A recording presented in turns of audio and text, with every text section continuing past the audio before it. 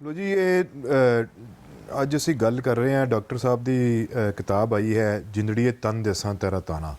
ਇਹ ਆਟੋਬਾਇਓਗ੍ਰਾਫੀ ਹੈ ਜੋ ਕਿ ਡਾਕਟਰ ਸਾਹਿਬ ਤਾਂ ਕਹਿ ਰਹੇ ਸਨ, ਤੁਸੀਂ ਤੇ ਕਿਹਾ ਕਿ ਜੀ ਮੈਂ ਲਿਖਤਾ ਹੈ ਬਸ ਜੋ ਲਿਖਣਾ ਸੀ, ਲੇਕਿਨ ਉਹਦੇ ਤੇ ਰਿਵਿਊਜ਼ ਵਗੈਰਾ ਵੀ ਹੋਏ ਨੇ। ਲੇਕਿਨ ਮੈਂ ਚਾਹ ਰਿਹਾ ਕੁਝ ਚੀਜ਼ਾਂ ਨੇ ਜਿਨ੍ਹਾਂ ਤੇ ਸਾਨੂੰ ਥੋੜੀ ਬਹੁਤ ਗੱਲ ਜ਼ਰੂਰ ਕਰਨੀ ਚਾਹੀਦੀ ਹੈ। ਤੋ ਇੱਕ ਤਰ੍ਹਾਂ ਦੇ ਮੈਂ ਪਹਿਲੇ ਕਲੀਅਰ ਤਾਂ ਲੋਕਾਂ ਨਾਲ ਦੇਖਣ ਵਾਲਿਆਂ ਨਾਲ ਕਰਦੇ ਹਾਂ ਕਿ ਇਹ ਤੁਹਾਡੀ ਜਿਹੜੀ ਵੈਂਚਰ ਹੈ ਇਸ ਕਿਤਾਬ 'ਚ ਗੱਲ ਕਰਵਾਉਣਾ ਮੈਂ ਕੋਈ ਫਰਮਾਇਸ਼ ਨਹੀਂ ਸੀ ਕੀਤੀ। ਮੈਂ ਚਾਹ ਰਿਹਾ ਸੀ ਕਿ ਇਹਦੇ ਰਿਵਿਊ ਜ਼ਰੂਰ ਹੋਣਾ ਚਾਹੀਦਾ ਔਰ ਮੇਰੇ ਰਿਵਿਊ ਕਰਨ ਦਾ ਤਰੀਕਾ ਹੈ ਕਿ ਲਖਾਰੀ ਨਾਲ ਹੀ ਗੱਲ ਕਰ ਲਈ ਹੈ ਜਿਨ੍ਹਾਂ ਨੇ ਲਿਖਿਆ ਕਿ ਇੱਕ ਤੇ ਇਹ ਲਾਈਨ ਬੜੀ ਸੋਹਣੀ ਹੈ, ਜਿੰਦੜੀਏ ਤਨ ਦੇਸਾਂ ਤੇਰਾ ਤਾਣਾ। ਇਹ ਕਿੱਥੋਂ? ਇਹ ਸ਼ਾਹ ਹੁਸੈਨ ਦੀ ਲਾਈਨ। ਅੱਛਾ। ਨੀ ਜਿੰਦੜੀਏ ਨੀ ਮੇਰੀ ਜਿੰਦੜੀਏ ਤਨ ਦੇਸਾਂ ਤੇਰਾ ਤਾਣਾ, ਨੀ ਸਾਹਿਬਜ਼ਾਦੜੀਏ ਤਨ ਦੇਸਾਂ ਤੇਰਾ ਤਾਣਾ। ਵਾਹ ਵਾਹ ਵਾਹ। ਹਾਂ, ਇਹ ਸ਼ਾਹ ਹੁਸੈਨ ਦੀ ਲਾਈਨ, ਇਹ ਮੈਨੂੰ ਬਹੁਤ ਪਸੰਦ ਹੈ ਕਿ ਫੁੱਲ ਮਤਲਬ ਉਹ ਜੋਬਨ ਵਿੱਚ ਉਹਨੂੰ ਪੂਰਾ ਜੀਣਾ। ਮੈਂ ਹੰਡਾਵਾਂਗਾ, ਮੈਂ ਲਿਵ ਕਰਕੇ ਦਿਖਾਵਾਂਗਾ। ਅੱਛਾ, ਔਰ ਤੁਸੀਂ ਇਹ ਤੋਂ ਛੋਟੀ ਜਿਹੀ ਕਿਤਾਬ ਹੈ, ਬੜੀ ਸੌਖੀ ਪੜ੍ਹੀ ਵੀ ਜਾਂਦੀ ਹੈ, ਬੜੀ ਸੌਖੀ ਲਿਖੀ ਹੈ, ਬੜੀ ਸੌਖੀ ਪੜ੍ਹੀ ਜਾਂਦੀ ਹੈ। ਔਰ ਜਿਤਨੀ ਤੁਸੀਂ ਕੀਤੇ ਨਾ, ਜਿਵੇਂ ਸਲਮਾਨ ਰੁਸ਼ਦੀ ਕਹਿੰਦਾ ਸੀ ਕਿ ਤੁਸੀਂ ਮਿਡਨਾਈਟ ਚਾਈਲਡ ਹੋ ਨਾ, ਮਿਡਨਾਈਟ ਚਿਲਡਰਨ ਤੋਂ ਕਿ ਜੀ ਤੁਸੀਂ ਜਿਸ ਦਿਨ ਬਟਵਾਰਾ ਹੋਇਆ ਹੈ, ਜਿਸ ਦਿਨ ਜਾਂ ਮੁਲਕ ਆਜ਼ਾਦ ਹੋਇਆ ਉਸ ਦਿਨ ਤੁਹਾਡਾ ਤੁਸੀਂ ਜੰਮੇ ਹੋ। ਔਰ ਉਸ ਤੋਂ ਬਾਅਦ ਜੋ ਹਿਸਟਰੀ ਮੁਲਕ ਦੀ ਰਹੀ ਹੈ, ਪਾਕਿਸਤਾਨ ਦੀ ਰਹੀ ਹੈ, ਉਹ ਤਕਰੀਬਨ ਤੁਹਾਡੀ ਵੀ ਰਹੀ ਹੈ। ਤੁਸੀਂ ਉਸ ਨੂੰ ਲਿਵ ਕੀਤਾ ਹੈ। ਤੁਸੀਂ ਦੇਖਿਆ ਹੈ ਕਿ ਬਟਵਾਰੇ ਤੋਂ ਬਾਅਦ ਪਿੰਡ ਦੇ ਹਾਲਾਤ ਕੀ ਸਨ, ਸ਼ਹਿਰ ਦੇ ਹਾਲਾਤ ਕੀ ਸਨ। ਉਸ ਤੋਂ ਬਾਅਦ ਤੁਸੀਂ ਜਦੋਂ ਬਾਹਰ ਵੀ ਆ ਗਏ, ਉਸ ਤੋਂ ਬਾਵਜੂਦ ਤੁਹਾਡਾ ਜਿਹੜਾ ਕਨੈਕਸ਼ਨ ਰਿਹਾ ਉਹ ਕੀ ਰਿਹਾ। ਅੱਛਾ, ਤਾਂ ਮੈਂ ਸ਼ੁਰੂ ਉੱਥੋਂ ਹੀ ਕਰਨਾ ਚਾਹ ਰਿਹਾ ਕਿ ਜਿਹੜੇ ਹਾਲਾਤ ਤੁਸੀਂ ਦੱਸੇ ਨੇ ਪਿੰਡ ਦੇ, ਉਹ ਤੇ ਬੜੇ ਖਰਾਬ ਸਨ। ਇੱਕ ਅੱਛਾ, ਖਰਾਬ ਨਹੀਂ ਕਹਿਣਾ, ਖਰਾਬ ਇਸ ਹਿਸਾਬ ਨਾਲ ਕਿ ਸਿਰਫ ਕੁਰਤਾ ਹੁੰਦਾ ਸੀ ਪਾਉਣ ਨੂੰ, ਨਾ ਪੈਰੀ ਜੁੱਤੀ ਸੀ, ਨਾ ਥੱਲੇ ਕੋਈ ਹੋਰ ਸ਼ੈ ਸੀ ਪਾਉਣ ਲਈ। ਸੋ ਇਹ ਤੇ ਬੜੀ ਮਤਲਬ ਹੈ ਕਿ ਹਾਲਾਂਕਿ ਐਗਰੀਰੀਅਨ ਸੁਸਾਇਟੀ ਔਰ ਖੇਤ ਹੀ ਜਿਹੜੇ ਨੇ ਉਹ ਪੂਰਾ ਮੁਲਕ ਚਲਾ ਰਹੇ ਨੇ, ਮੈਨੂੰ ਉੱਥੋਂ ਹੀ ਤੁਹਾਡਾ ਪੈਸਾ ਆ ਰਿਹਾ, ਸਾਰਾ ਕੁਝ ਹੋ ਰਿਹਾ ਹੈ, ਫੈਕਟਰੀਆਂ ਕੋਈ ਹੈ ਨਹੀਂ, ਕੋਈ ਸੰਤੀ ਐਸਾ ਕੋਈ ਕੰਮ ਹੋ ਨਹੀਂ ਰਿਹਾ। ਇਸ ਤੋਂ ਬਾਵਜੂਦ ਇਤਨੇ ਬੁਰੇ ਕਿਉਂ ਹਾਲਾਤ ਸਨ? ਦੇਖੋ ਜੀ, ਇਹ ਜਿਹੜੇ ਪਿੰਡ ਨੇ ਇਹ ਕੋਈ 2500 ਸਾਲ ਤੱਕ ਇੱਕ ਹੀ ਤਰ੍ਹਾਂ ਦੇ, ਜਿਹੜਾ ਤੁਸੀਂ ਪਹਿਲੇ ਆਪਣਾ ਕੀਤਾ ਨਾ, ਗੱਦੀ ਗੇੜ ਵਿੱਚ ਰਹੇ ਨੇ, ਉੱਥੇ ਕੋਈ ਤਬਦੀਲੀ ਨਹੀਂ ਆਈ। ਔਰ ਪਿੰਡ ਜਿਹੜੇ ਨੇ ਸੈਲਫ ਸਸਟੇਨਡ ਚੱਲਦੇ ਆ, ਸੈਲਫ ਸਸਟੇਨਡ। ਔਰ ਉਹਦੇ ਵਿੱਚੋਂ ਜਿਹੜਾ ਪਹਿਲੇ ਬਾਦਸ਼ਾਹੀ ਨਿਜ਼ਾਮ ਸੀ, ਤੇ ਉਦੋਂ ਉਹ ਅੱਧੀ ਤੋਂ ਲੈ ਕੇ 1/3 2/3 ਤੱਕ ਵੀ ਫਸਲ ਲੈ ਲੈਂਦੇ ਸੀ। ਇਹ ਹੁਣ ਹਾਲਾਂਕਿ ਆਪਣਾ ਅੰਗਰੇਜ਼ਾਂ ਦੇ ਆਉਣ ਤੋਂ ਬਾਅਦ ਉਹ ਨਹੀਂ ਰਿਹਾ, ਲੇਕਿਨ ਫਿਰ ਵੀ ਮੈਂ ਵੇਖਿਆ ਕਿ ਪਿੰਡਾਂ ਵਿੱਚ ਭੁੱਖ ਬਹੁਤ ਸੀ। ਔਰ ਭੁੱਖ ਦੇ ਨਾਲ, ਚੀਜ਼ਾਂ ਦੀ ਥੋੜ ਦੇ ਨਾਲ ਜਿਹੜਾ ਹੈ ਸੀ, ਉਹ ਐਸੇ ਰਿਵਾਜ ਹੋ ਗਏ ਸਨ ਕਿ ਮਿਸਾਲ ਤੌਰ 'ਤੇ ਮੈਂ ਕਿਹਾ ਜੀ, ਮੈਂ ਜਦੋਂ ਛੋਟਾ ਸਾਂ ਤੇ ਮੈਂ ਇੱਕ ਕੁੜਤਾ ਪਾਉਂਦਾ ਸਾਂ, ਥੱਲੇ ਕੁਛ ਵੀ ਨਹੀਂ ਸੀ ਹੁੰਦਾ। ਹਾਂਜੀ, ਉਹ ਆਪਣਾ, ਹਾਲਾਂਕਿ ਸਾਡਾ ਘਰ ਜਿਹੜਾ ਸੀ ਉਹ ਕੋਈ ਐ ਨਹੀਂ ਸੀ ਕਿ ਅਸੀਂ ਪਜਾਮਾ ਅਫੋਰਡ ਨਹੀਂ ਸੀ ਕਰ ਸਕਦੇ, ਰਿਵਾਜ ਹੀ ਨਹੀਂ ਸੀ। ਉਹ ਰਿਵਾਜ ਜਿਹੜਾ ਉਹ ਤੇ ਹਾਲਾਤ ਬਣਾਉਂਦੇ ਨੇ ਨਾ, ਤੇ ਉਹਦੇ ਵਿੱਚ ਮੇਰਾ ਖਿਆਲ ਹੈ ਕਿ ਜਿਹੜਾ ਮੰਡੀ ਦੇ ਨਾਲ ਤਾਲੁਕ ਹੈ, ਆਪਣੀਆਂ ਚੀਜ਼ਾਂ ਦੀ ਕੀਮਤ ਜਿਹੜੀ ਹੈ ਉਹ ਮੰਡੀ ਦੇ ਹਿਸਾਬ ਨਾਲ ਲੈਣੀ, ਜਿੰਨੀ ਤੁਹਾਡੀ ਕੰਟਰੀਬਿਊਸ਼ਨ ਹੈ ਉਹਦੇ ਹਿਸਾਬ ਨਾਲ ਲੈਣੀ। ਇਹਦਾ ਕੋਈ ਨਿਜ਼ਾਮ ਨਹੀਂ ਸੀ ਹੈਗਾ। ਇਸ ਵਾਸਤੇ ਜਿਹੜੀ ਪਿੰਡ ਦੇ ਲੋਕੀ ਸਨ, ਮੈਂ ਦੇਖਿਆ, ਤੁਹਾਨੂੰ ਤੁਸੀਂ ਪੜ੍ਹਿਆ ਵੀ ਹੋਏਗਾ ਕਿ ਸਿਆਲ 'ਚ ਲੋਕਾਂ ਦੇ ਘਰੋਂ ਈਵਨ ਗੰਦਮ ਮੁੱਕ ਜਾਂਦੀ ਸੀ, ਕਣਕ ਮੁੱਕ ਜਾਂਦੀ ਸੀ, ਔਰ ਉਹ ਜਵਾਰ ਬਾਜਰਾ ਖਾਂਦੇ ਸਨ। ਬਹੁਤ ਘੱਟ ਘਰ ਹੁੰਦੇ ਸਨ ਜਿਹਨਾਂ 'ਚ ਨਹੀਂ ਸੀ ਹੁੰਦੀ। ਅਤੇ ਨਕਦੀ ਤੋਂ ਹਮੇਸ਼ਾ ਹੀ ਥੋੜ੍ਹ ਇੰਨੀ ਸੀਗੀ ਕਿ ਪਾਰਟੀਸ਼ਨ ਤੋਂ ਪਹਿਲੇ ਬਹੁਤੀਆਂ ਜ਼ਮੀਨਾਂ ਜਿਹੜੀਆਂ ਨੇ ਉਹ ਆਪਣਾ, ਜਿਹਨੂੰ ਕਹਿੰਦੇ ਨੇ, ਇਹਨਾਂ ਕੋਲ ਸਨ, ਕਰਾਰਾਂ ਕੋਲ। ਅੱਛਾ। ਹਾਂ, ਡੈਟ ਵਿੱਚ ਸਨ। ਡੈਟ ਪੰਜਾਬ ਦੇ ਕਿਸਾਨ ਦਾ ਬਹੁਤ ਵੱਡਾ ਮਸਲਾ ਰਿਹਾ ਹੈ, ਔਰ ਹੁਣ ਵੀ ਹੈ, ਹਾਲੇ ਵੀ ਹੈ। ਹਾਂ, ਸਾਡੇ ਪੰਜਾਬ ਵਿੱਚ ਸ਼ਾਇਦ ਪਾਕਿਸਤਾਨੀ ਪੰਜਾਬ ਵਾਲਾ ਇਤਨਾ ਨਹੀਂ ਹੈ ਜਿੰਨਾ ਹਾਲੇ ਇੰਡੀਅਨ ਪੰਜਾਬ ਵਿੱਚ ਹਾਲੇ ਚੜ੍ਹਦੇ ਪੰਜਾਬ ਵਿੱਚ। ਸਾਡੇ ਪੰਜਾਬ 'ਚ ਇਸ ਵਾਸਤੇ ਨਹੀਂ ਹੈਗਾ ਕਿ ਸਾਡੇ ਪੰਜਾਬ ਵਿੱਚ ਲੁੱਟਮਾਰ ਇੰਨੀ ਹੈ ਕਿ ਬੈਂਕਾਂ ਨੇ ਪੈਜ਼ੈਂਟਰੀ ਨੂੰ, ਕਿਸਾਨਾਂ ਨੂੰ ਕਰਜ਼ੇ ਹੀ ਨਹੀਂ ਦਿੱਤੇ। ਠੀਕ ਹੈ, ਇਹ ਸਮਝ ਲਓ ਬਲੈਸਿੰਗ ਇਨ ਡਿਸਗਾਈਜ਼ ਹੈ। ਉੱਥੇ ਕਰਜ਼ੇ ਧੜਾਧੜ ਮਿਲੇ ਈਸਟ ਪੰਜਾਬ 'ਚ, ਉਹ ਕਰਜ਼ੇ ਵਾਪਸ ਨਹੀਂ ਕਰ ਸਕਦੇ। ਉਹ ਕਰਜ਼ਾ ਲੈ ਕੇ ਧੀ ਦਾ ਵਿਆਹ ਕਰ ਲਿਆ, ਪੁੱਤਰ ਦਾ ਵਿਆਹ ਕਰ ਲਿਆ, ਉੱਥੇ ਇੱਕ ਲੱਗਦੀ ਸੀ ਜਦੋਂ ਮੈਂ ਈਸਟ ਪੰਜਾਬ ਗਿਆ, ਤੇ ਸੰਡੇ ਨੂੰ ਜਾਂ ਫਰਾਈਡੇ ਨੂੰ ਇੱਕ ਮੰਡੀ ਲੱਗਦੀ ਸੀ ਨਵੇਂ ਟਰੈਕਟਰਾਂ ਦੀ। ਉਹ ਨਵੇਂ ਟਰੈਕਟਰ ਉਹ ਹੁੰਦੇ ਸਨ ਜਿਹੜੇ ਕਿ ਉਹਨਾਂ ਨੇ ਟਰੈਕਟਰ ਦੇ ਲੈ ਕੇ ਤੇ ਆਪਣਾ ਵੇਚ ਕੇ ਉਸ ਨਵੇਂ ਟਰੈਕਟਰ ਤੇ ਕਰਜ਼ਾ ਲਿਆ, ਟਰੈਕਟਰ ਵੇਚਿਆ, ਉਹਦੀ ਨਕਦੀ ਨੂੰ ਜਿਹੜਾ ਆਪਣੇ ਧੀ ਜਾਂ ਪੁੱਤਰ ਦੇ ਵਿਆਹ ਤੇ ਲਾ ਲਿਆ। ਹੁਣ ਪੈਸੇ ਵਾਪਸ ਨਹੀਂ ਕਰ ਸਕਦੇ ਤੇ ਫਿਰ ਖੁਦਕੁਸ਼ੀਆਂ ਹੁੰਦੀਆਂ ਨੇ। ਤੇ ਇਹ ਪਿੰਡਾਂ ਦੇ ਹਾਲਾਤ ਜਿਹੜੇ ਨੇ ਇਹ ਹੋਰ ਵੀ ਖਰਾਬ ਸਨ। ਮਤਲਬ ਮੈਂ ਇਹ ਕਹਿ ਰਿਹਾ ਇਸ ਕਿਤਾਬ 'ਚ ਕਿ ਪਿੰਡਾਂ ਦੇ ਹਾਲਾਤ ਬਹੁਤ ਪਹਿਲੇ ਨਾਲੋਂ ਬਹੁਤ ਹੀ ਚੰਗੇ ਹੋ ਗਏ ਨੇ ਹੁਣ, ਲੇਕਿਨ ਇਹ ਹੈ ਕਿ ਅਜੇ ਵੀ ਵਾਈ ਬੀਜੀ ਦੇ ਉੱਤੇ ਲੋਕਾਂ ਦਾ ਗੁਜ਼ਾਰਾ ਨਹੀਂ ਹੋ ਰਿਹਾ। ਅੱਛਾ, ਇਹ ਕਿਤਾਬ ਜਿਹੜੀ ਪੜ੍ਹਦੇ ਮੈਨੂੰ ਲੱਗੇ ਕਿ I am walking through the history ਨਾ, ਤੁਸੀਂ ਉਹ ਬਿਲਕੁਲ ਨਾਲ ਲੈ ਕੇ ਚੱਲਿਓ ਕਿ ਜਿਹੜੀ ਰਹਿਤਲ ਹੈ ਪਿੰਡ ਦੀ ਉਹ ਵੀ ਬੜੀ ਮਜ਼ੇਦਾਰ। ਇੱਕ ਤੇ ਹੈ ਕਿ ਇਹੀ ਕਿਸੇ ਦੇ ਕੁਰਤੇ ਨਾਲ ਹੀ ਬਸ ਇਹੀ ਪ੍ਰਚਲਿਤ ਹੀ ਹੈ ਸੀ। ਹਾਂਜੀ।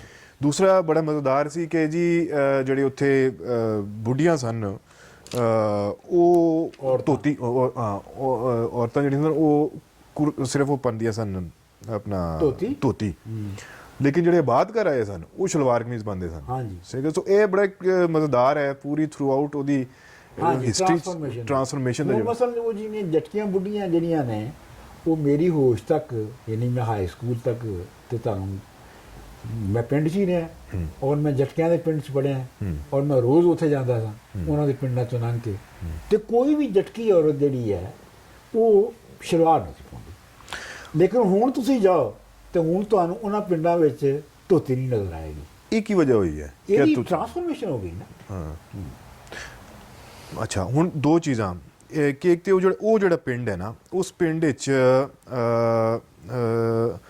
ਇੱਕ ਜਿਹੜਾ ਪੁਰਾਣਾ ਵਿਚਾਰ ਚੱਲਿਆ ਆ ਰਿਹਾ ਹੈ ਕਿ ਜੀ ਸੂਫੀ ਜਿਹੜਾ ਹੈ ਜਾਂ ਕੋਈ ਜਿਹੜਾ ਪੀਰ ਫਕੀਰ ਹੈ ਉਹ ਤੁਹਾਡਾ ਇਲਾਜ ਕਰਾ ਸਕਦਾ ਹੈ ਤੇ ਹੋਰ ਕੋਈ ਜਿਹੜਾ ਨਾ ਜਾਂ ਦੁਆਵਾਂ ਨਾਲ ਹੋ ਜਾਏਗਾ, ਲੇਕਿਨ ਡਾਕਟਰ ਤੱਕ ਜਾਂ ਰਸਾਈ ਨਹੀਂ ਸੀ ਜਾਂ ਡਾਕਟਰ ਤੇ ਇਤਨਾ ਬਿਲੀਫ ਨਹੀਂ ਹੈ, ਦਵਾਈਆਂ ਤੇ ਇਤਨਾ ਬਿਲੀਫ ਨਹੀਂ ਸੀ।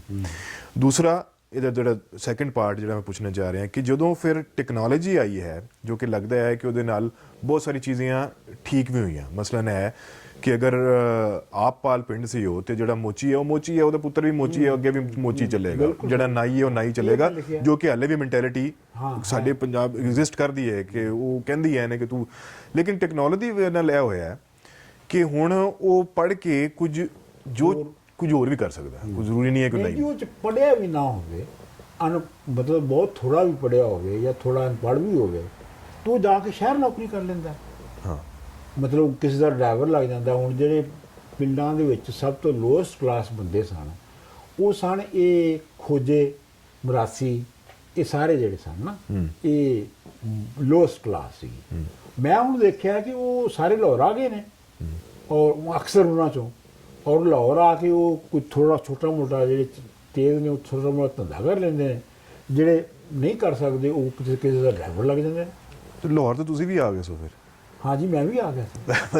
ਹਾਂਜੀ, ਮਤਲਬ ਲੇਕਿਨ ਤੁਸੀਂ ਉਹਦੇ 'ਚ ਕਿਹਾ ਕਿ ਜਿਹੜੀ ਕੱਲੀ ਟੈਕਨੋਲੋਜੀ ਹੈ ਨਾ ਉਹ ਸਮਾਜ ਨੂੰ ਬਦਲ ਨਹੀਂ ਸਕਦੀ। ਇਹ ਮੈਨੂੰ ਬੜੀ ਮਜ਼ੇਦਾਰ ਇਹਦੇ 'ਚ ਲਾਈਨ ਲੱਗੀ। ਹਾਂਜੀ, ਮੈਂ ਇਹ ਅਰਜ਼ ਕਰ ਰਿਹਾ ਸਾਂ ਇਸ ਲਾਈਨ ਦੇ ਵਿੱਚ ਇਹ ਕਿਹਾ ਕਿ ਬਹੁਤ ਸਾਰੀ ਟੈਕਨੋਲੋਜੀ ਸੀ ਜਿਹੜੀ ਕਿ ਮੌਜੂਦ ਸੀਗੀ 1920 'ਚ ਵੀ। ਮਿਸਾਲ ਦੇ ਤੌਰ ਤੇ ਮੈਂ ਤੁਹਾਨੂੰ ਉਹਦੇ 'ਚ ਮਿਸਾਲ ਦਿੱਤੀ ਹੈ ਕਿ ਤੁਸੀਂ ਬੇਦੀ ਦਾ ਜਿਹੜਾ ਹੈ ਯਾਦੋਂ ਕਾ ਜਸ਼ਨ ਉਹ ਕਿਤਾਬ ਪੜ੍ਹੋ ਤੇ ਉਹ ਲੱਗਦਾ ਹੈ ਕਿ 1920 ਦੇ ਵਿੱਚ ਜਦੋਂ 20 ਜਾਂ 30 ਦੇ ਵਿੱਚ ਉਹਦੇ ਕੋਲ ਮੋਟਰਸਾਈਕਲਾਂ ਵੀ ਸਨ, ਉਹਦੇ ਕੋਲ ਕਾਰਾਂ ਵੀ ਸਨ, ਉਹਨਾਂ ਟਿਊਬਵੈੱਲ ਵੀ ਲਵਾਇਆ ਸੀ। ਹੁਣ ਇਹ ਚੀਜ਼ਾਂ ਜਿਹੜੀਆਂ ਨੇ ਇਹ ਆਮ ਸਮਾਜ ਦੇ ਵਿੱਚ 70s ਤੱਕ ਨਹੀਂ ਆਈਆਂ। ਠੀਕ ਹੈ, ਇਹਦਾ ਮਤਲਬ ਕਿ ਟੈਕਨੋਲੋਜੀ ਹੈ ਸੀ ਲੇਕਿਨ ਉਹ ਰੂਲਰ ਕਲਾਸ ਤੱਕ ਸੀ। ਅੱਛਾ, ਹਾਂ, ਉਹ ਰੂਲਰ ਕਲਾਸ ਤੱਕ ਤੋਂ ਉਹਨੂੰ ਅਫੋਰਡ ਕਰਦੀ ਸੀ। ਰੂਲਿੰਗ ਕਲਾਸ ਹੈ, ਠੀਕ ਹੈ। ਹਾਂਜੀ, ਲੇਕਿਨ ਜਿਹੜੀ ਆਮ ਕਿਸਾਨ ਸੀ ਉਹਨਾਂ ਦੇ ਨਾਲ ਉਹਦਾ ਕੋਈ ਤਾਲੁਕ ਨਹੀਂ ਸੀ। ਨਹੀਂ, ਇਹਦੇ 'ਚ ਮੈਨੂੰ ਖਿਆਲ ਹੈ ਕਿ ਹੁਣ ਜਿਹੜੀ ਟੈਕਨੋਲੋਜੀ ਦੀ ਐਡਵਾਂਸਮੈਂਟ ਹੋ ਗਈ ਹੈ, ਹੁਣ ਜਿਹੜੀ ਟੈਕਨੋਲੋਜੀ ਹੈ, ਕਿਆ ਹੁਣ ਜਿਹੜੀ ਹੈ ਉਹ ਪਿੰਡਾਂ 'ਚ ਉਸ ਨੂੰ ਇੰਜੋਏ ਕੀਤਾ ਜਾਂਦਾ ਹੈ ਜਾਂ ਉਸ ਨੂੰ ਇਸਤੇਮਾਲ ਕੀਤਾ ਜਾਂਦਾ ਹੈ? ਬਿਲਕੁਲ ਬਿਲਕੁਲ। ਹੁਣ ਤੇ ਦੇਖੋ ਨਾ, ਹੁਣ ਜ਼ਿਆਦਾ ਬਿਹਤਰ ਹੈ ਨਾ ਟੈਕਨੋਲੋਜੀ ਦਾ, ਬਿਲਕੁਲ ਐਕਸੈਸ ਮਿਲ ਗਈ ਹੈ ਨਾ ਹੁਣ। ਹਾਂਜੀ, ਹੁਣ ਇੱਕ ਐਕਸੈਸ ਮਿਲ ਗਈ। ਦੂਜੀ ਤੁਸੀਂ ਇਹ ਦੇਖੋ ਕਿ ਉਹ ਜਿਹੜੀ ਜ਼ਮੀਨ ਮੈਂ ਜਿਵੇਂ ਮਿਸਾਲ ਦਿੱਤੀ ਇਹਦੇ 'ਚ ਕਿ 25 ਏਕੜ ਜ਼ਮੀਨ ਤੇ 1 ਦਰਜਨ ਬੰਦੇ ਕੰਮ ਕਰਦੇ ਸਨ। ਤੇ ਤਾਂ ਉਹ 'ਚ ਪੈਦਾਵਾਰ ਹੁੰਦੀ ਸੀ। ਠੀਕ ਹੈ।